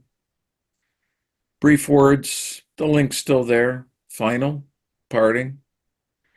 The woman now finally emerging here, finding her voice, hopes the years have been kind, and across time and whatever distance, appreciating only now your pure, extraordinary gift of that faraway time, would like to lift your soul a little bit and say simply, thank you, Anne. Thank you. Beautiful. Beautiful, Jen. Thank you. Thank you. They were both very moving poems, but I really loved that last one. That was lovely, and I hope Anne gets to hear it or read it at some point. It would be nice. Yes, for sure. All right, where are we going now? We're staying in Zoomland, and Kathleen is up next. We're still muted there. No, but she's There working we on go. it. There we I'm trying go. to figure out how to work a computer. This is a story that you've heard part of before. There's been a death in the sleep clinic. And the Blossom Bloom and Little Bloom Detective Agency have been asked to investigate. So there were 2 other patients in the sleep clinic. Heather, that's Heather Blossom of the agency, Heather had better luck interviewing one of the 2 other patients at the sleep clinic at the time of the death, an Agnes Bronsky, who expressed her eagerness to talk to someone who would listen to the story of her illness and her disastrous treatment at the sleep clinic. Because, as she said, even her own friends didn't believe her and were sick of hearing her talk about it. You want to know what my friends call me? The imaginary invalid. You know, after the play the old French guy wrote. They think I suffer from an illness anxiety disorder. Well, I'll tell you, my friends all suffer from an empathy deficiency disorder, and I don't think it's curable. Heather leaned forward, looked Agnes in the eyes, and responded in a soft voice. I can understand how upsetting it would be if you felt your own friends didn't appreciate the nature and extent of your suffering. I, for one, would appreciate hearing your whole story. Please tell me as much as you feel comfortable confiding. Thank you. I'll start with why I was in that sleep clinic. I suffer from sleep paralysis and exploding head syndrome. Sounds bad, doesn't it? Heather had to admit it sounded very bad indeed, but she also wanted to know what it was exactly. I'm asleep, but then I hear humming, hissing, zapping, and buzzing noises. Then the voices start into whispering, worse than in school, you know. Whenever you walk past the mean kids in the hallway and knew they were saying bad things about you and laughing at you. Then there's pressure on my chest like somebody's holding me down. I'm trapped and can't move. Again, it's just like what the mean kids do when they get physical and beat you up. But I'm grown up now, graduated school. So this isn't supposed to happen anymore. In exploding head syndrome, it's like a whole gang of mean kids have gotten inside my head and are all shouting at me at once and making horrible noises. I also feel like I'm being drugged, but I don't use drugs, only medication. The noise is deafening and I'm paralyzed. Can you imagine anything worse? Heather had to admit she couldn't, but wondered what could be done about it. Oh, you know, doctors. They tell you to exercise more, except not before sleep, and to not drink caffeine or alcohol or take nicotine, and to cut down on screen time. I even had one doctor tell me that sleep problems were holdover from the time we were apes and slept in trees and had to catch ourselves before we fell out of one. Now you can see how happy I was to finally get an appointment at this sleep clinic. And then somebody goes and dies and everything's postponed. And I have to come back later to do it all again. And this place is fully booked months in advance. And I was in room 2. So I was set up with all the equipment just before that poor dead soul in room 3. Heather looked into Agnes's eyes and spoke softly. I have to ask you, Agnes, did you leave your room to go into room 3 at any time? Are you kidding? After all the trouble I had getting help from doctors, and then the worst, which was my friends not believing me, I was after evidence. I'm not an ape in a tree, Heather. They've got wireless in here, and they gave each of us the password. I used my phone to make selfie videos nonstop of my whole experience and live streamed them to those so-called friends of mine. They've all got proof that I was in my room the whole time, and more importantly, of how much I really am suffering. Heather could only congratulate Agnes on her ingenuity and wish her luck in finding the sleep of her dreams, or at least a sleep with no more paralysis and exploding head syndrome. To herself, Heather made a mental note to have Harry and Lil investigate how easily live stream selfies could be faked. That's it. My thought exactly. All right, thank you, Kathleen. And I did catch a reference to the old hag there when you were talking about sleep paralysis. You didn't call it that, but that's what it's known as in Newfoundland. So we'll take that as a C reference to keep our theme going. Only kidding. Thank you so much.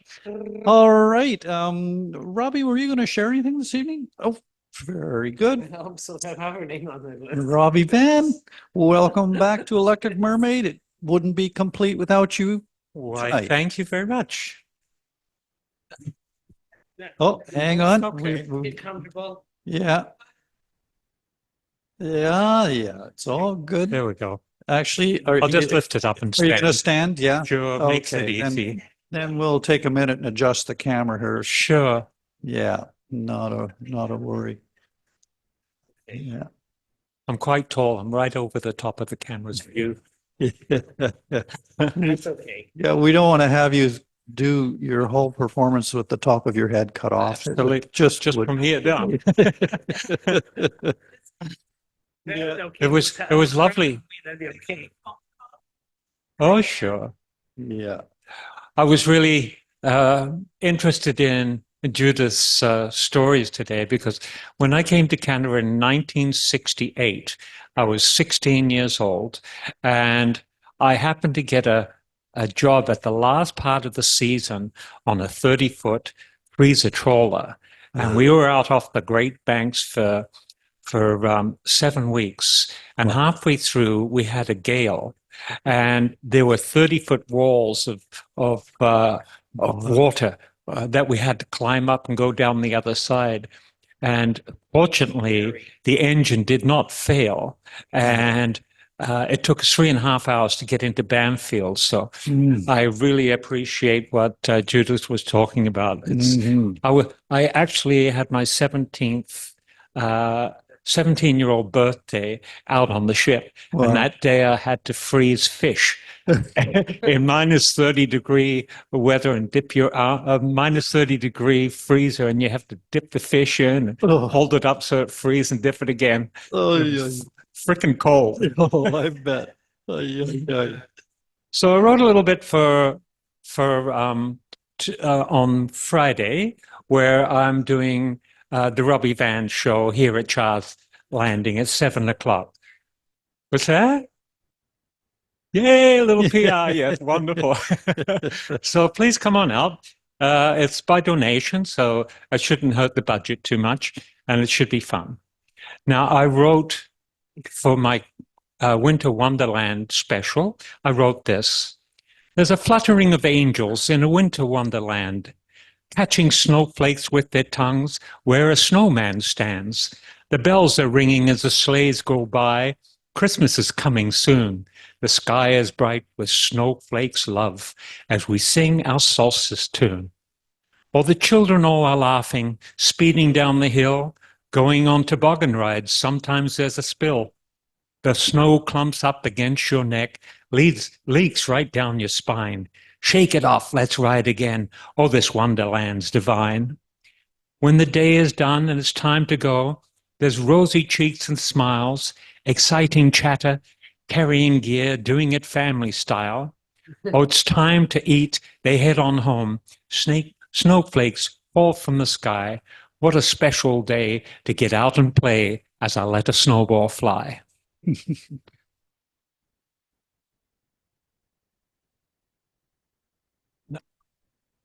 Now let's get this other one. There's no age barrier in music or poetry or stories. It's an addiction fueled by love, or a bitter anger in a purging of depression. It's either depression or elation. It's always emotion. It's an emotionally driven thing as we follow the Pied Piper and are slave to our arts, capturing life or avoiding the real world by sharing a life's journey of discovery in a snapshot of imagination. Behind the veil eyes, the artist is enmeshed in the spirit. There's magic here. This is art. Dreamers of wild abandon as dancers take the floor. A fashion slip and she shows her tits, and the world just oohs and ahs. Don't look into the darkened corners in the jungles of glass and steel. Those wretched soul-pushing shopping carts past tagged walls of art on the wall. The end is near. I see it all from a camera's lens, while the whole world gets shocked by a few breasts. Really?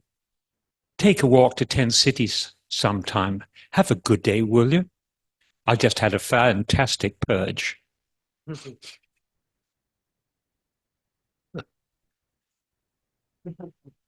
Thank you. This is part of a story that I've been writing. It's called Edgeworld, the Carrion Papers. Under the concrete overpasses in the city of giants, with the hiss of traffic a constant drone, there's a dome of umbrella tents. There lives the last of the conquerors of Entebbe, his crown of jewels lost long ago to the ravages and the wretchedness of an endless life. He was a champion once, but that was a lifetime ago. A lifetime of immortality has taken its toll. Oh yes, eternal life, the Holy Grail. We had it once, of course, just for a selected lucky few, before some idiot zealot chopped down the only tree of life in the garden, saying it was a sin against God, that we would be damned, etc., etc. Such heady days indeed. But the struggle over time, just fighting the evils of humanity for eternity, that's what consumes us all. Eventually, it finally becomes too much to bear. Of course, the pain keeps getting stronger all the time. One by one, they gave themselves up to the god Pele. From ash to ash, from dust to dust. Hawaii beckons. Is it time? It's the only way to ensure true death. And yet, here he sleeps in Edgeworld, one of the damned, Tosca, the immortal champion of the bottle. Does the pain never end? Nobody could predict the pain. In a parallel universe, Samuel looks in the mirror of dreams and sees a vision of his failures. He feels tremendous terror gripping him as the abyss looks back. He's falling into the veil of screams, and there are eyes everywhere watching him tumble end over end, and still his screams go on. Is there no bottom? A flash of red and white lightning keeps everything surreal. There must be others, he says. He can feel them in the mist. Maybe they are gods here, for he can hear their voices as their power washes over him. They murmur in strange words, dead languages. They talk to one another. They're keeping secrets, he thinks. Then the noise, that terrifying noise, his scream mixes with the wail and consumes him. He is overcome. Pretty little princess with bangles and bows, shiny patterned plastic shoes and 10 red sparkly toes. Lollipop? Well, do you want one or not? It's got Edgeworld swirls in a spiral. You can see it, can't you? Aren't the colors wonderful? So do you want it? Are you one of those unhearing ones? Do you need hand speak? Because I'm not very good at that. Just saying, blather me. I just prattles on and on and on. I heard that once on a TV show. She wanders over to look at the eye. I can give you a sponge bath if you like. I'm a bathologist after all. I've got a certificate and everything. Honest engine.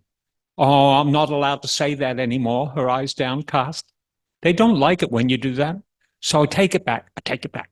She stops suddenly and looks behind her, and then at the white spectre on the slab. Lifts her skirts to show her frilly petticoats. A giggle. She smiles and winks. It's one more eye blink, but nothing more. The fangs of the spider sank into his flesh. Its venom kept its victim immobile. It keeps it fresh for her babies, for when they hatch, the eggs are already squirming in the sacs between his legs. Insects and animals all, we are one under the dominion of the Creator God. Still right now, if he could only scream. He can't escape it. It's still trapped inside his head and getting louder. Thank you. Whoa. Creepy. get lost. Thank you, Robbie. All right, I think we've got everybody else covered. Carl, we're good. All right, I'll get up and share a little something. The MC. It's the MC's turn. Okay, I don't know, but what it is about you? You memorize me. I forgot to stop the timer. I started from. All right, so this is a piece based on a incident that happened about a week and a half or so ago, and it's not really literary art so much. It's more creative nonfiction, but not so creative. I don't know. Anyway, it was just a big reminder for me, so I'm going to share it with you folks, and it's called Long Lost Relatives. My mind was juggling my impending tea date with a friend, American politics, and the grocery list as I drove down our driveway and onto De Montreal Lane. So I almost didn't register the unfamiliar glut of cars hugging the shoulders of our little street. Strange for a Wednesday morning, I thought. Dave's family usually comes on the weekends and they don't bring this many vehicles. And his new tenant in the basement suite wasn't likely to be throwing a party at 10 a.m. unless he was keen to get evicted. Dave's house was set back from the lane a bit, but was glimpsable through the curtain of exotic trees and bushes he had planted over the years, a testament to his unique vision as an artist and his penchant for gardening. In front of the Chinese maple that was just turning brilliant scarlet in the fall sun, a woman hugging a clipboard was peering intently through the foliage towards Dave's house. It struck me as a bit strange, but the alarm bells didn't fully go off until I got to the end of the lane, and an ambulance sidled past me and wheeled slowly into Dave's driveway.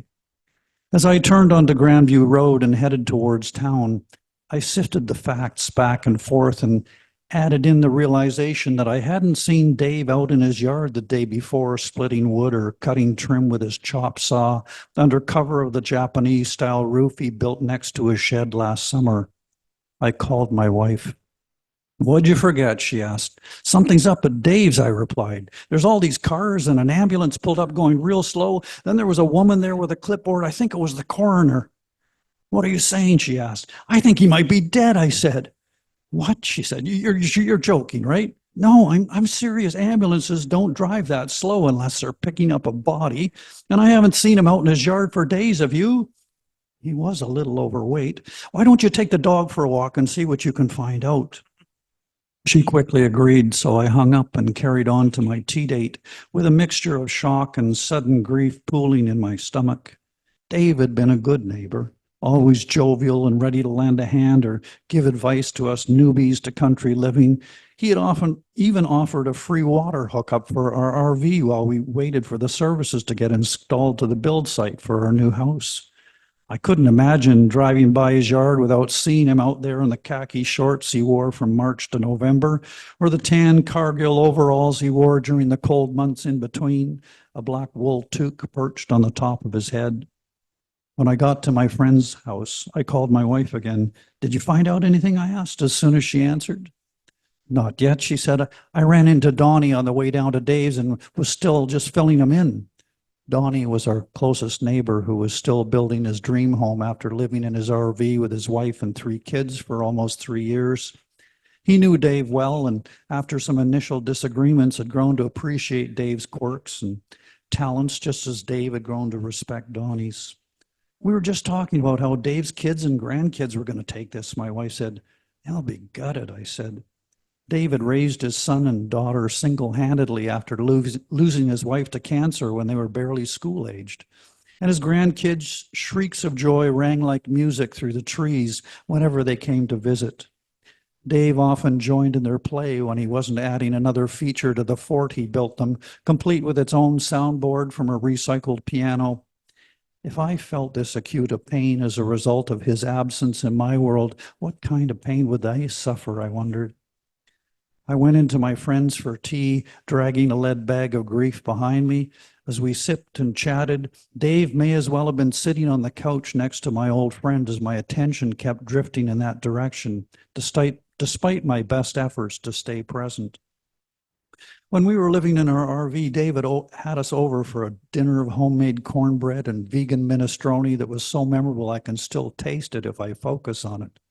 The dry heat from his wood heater felt divine after months in the damp and drafty fifth wheel, and he invited us to drop by any time we felt like curling up next to the fire. After we moved into our new house, he was our first dinner guest and came for tea a few times. But lately, we had gotten busy and maybe, yes, definitely a touch insular, content to enjoy the comfort of our own company in the space we had designed and fretted over as it evolved from a hole in the ground to the place we called home. The thought that he may have taken his own life flared and faded in the background, but I did my best to ignore it and the nagging guilt it summoned up in me. In the meantime, I had known him. In the time I had known him, I never once mentioned how much I appreciated his spirit and sense of humor. I thought of the time he must have seen us working out in the yard and he did the Bob and Doug McKenzie call, "Goo, goo, goo, goo, goo, goo, goo," from behind the pot plants growing tall and bushy in his garden. Needless to say, by the time I left my friend's place, the regrets were stacking up like Dave's pile of split fur, neatly stacked and waiting for the winter. As soon as I got back in my car, I called my wife. It rang a few times before she answered. "Did you find anything out?" I asked. "Didn't you get my text?" she replied. "No, I must have missed it." "Dave's fine," she said. "He was just hosting a meeting of the gardening club he joined a while ago." I'm sorry. Incomplete information, right? And jumping to conclusions. Okay, yeah. But what it did make me realize how important it is that we tell our friends and neighbors what they mean to us, you know. And I went and I cornered Dave after that, and I said, "You gotta hear what happened." And I told him, and I ended it by saying, "Look, Dave, I just want to tell you, I'm so glad you're alive." And you know, he said, "Well, you just made my day, man. I've been kind of bummed out all day." So, you know, we are so connected on so many levels with the people that live around us and even the people that we connect with in spaces like this. So important that we let each other know that we care about each other and that we are connected. So thank you for all for coming to Electric Mermaid tonight and being part of the community and sharing your hearts and souls and your beautiful language and elevating us all in many eclectic and always delightful ways. So grateful for it. So December is going to be a little bit different. Instead of the last Thursday or Wednesday of the month, we're going to be on December the 18th, so that we kind of have our Electric Mermaid before the really busy part of the Christmas season. And correct me if I'm wrong, Karl, but we're going to do the usual. There'll be no featured reader. There's no feature reader. Take the time limits off. Time limits are off. Yeah. We're going to let our hair down and, you know, wild. If you have enough to let down. And anyway, you can read something a little bit longer that you've been sitting on because you didn't want to just read part of it, whatever. So please keep that in mind, and we'll look forward to seeing everybody here in December. And in the meantime, thank you, Char, for doing this one more time, hosting us here. Thank you, thank you. Thank you, Karl, for moderating, keeping us on track. Thank you. Thank you, Derek, for being the MC. Oh, my pleasure. And thank you again to Jacqueline for getting some of these people out here like Jennifer. And thank you, Jacqueline. Yes. We really miss you and hope to see you soon. Yes. All right. I love you all. You take care. Stay cozy because it's harder out here in Alberta. I'll tell you that. I bet. We'll be thinking of you as the rain comes down. Yeah.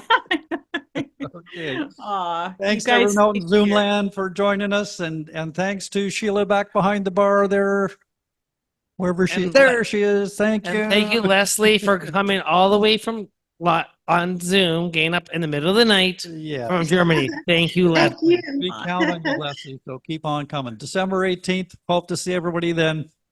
Good night, all. Take care. Good night. Good night, Leslie. Get some delightful. sleep. Keep riding. Oh. I want to hear that story.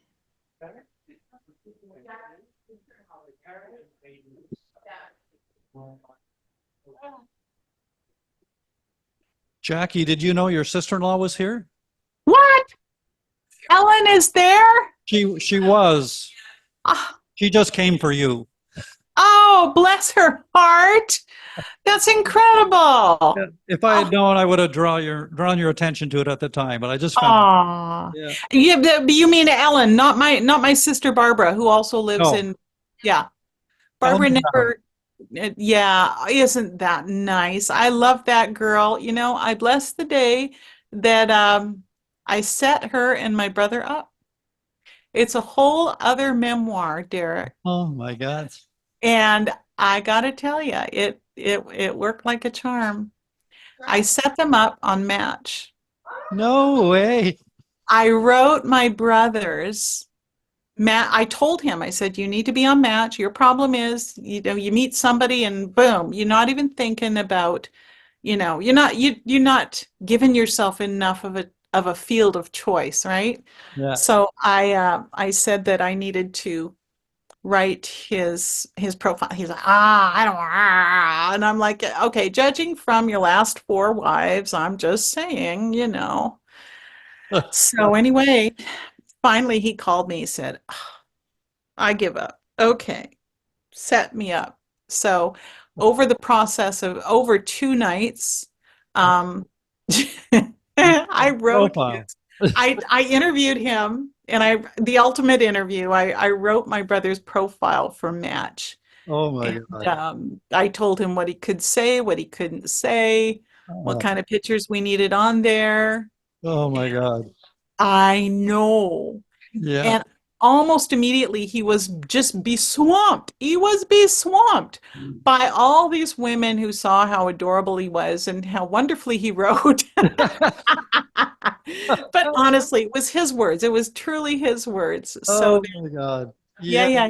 You've got to write that, Jackie. You've got I to. do. If you I don't do. write that, I'm going to write a short story about that. Yeah, I You do. better hurry up.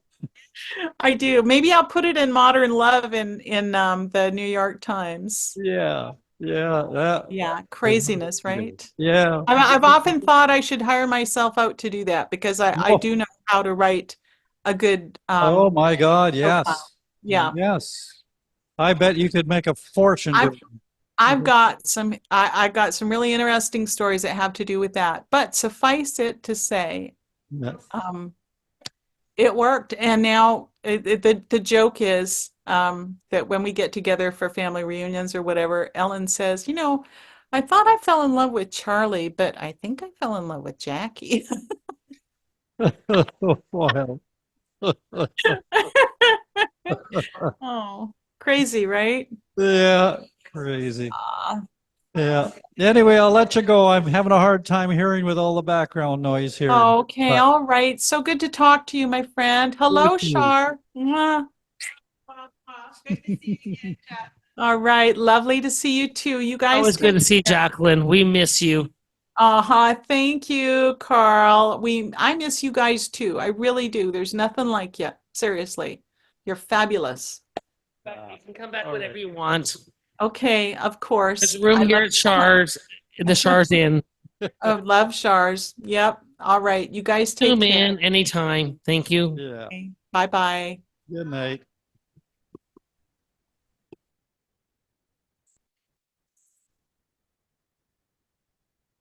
I was grabbing this on my computer. I wasn't on.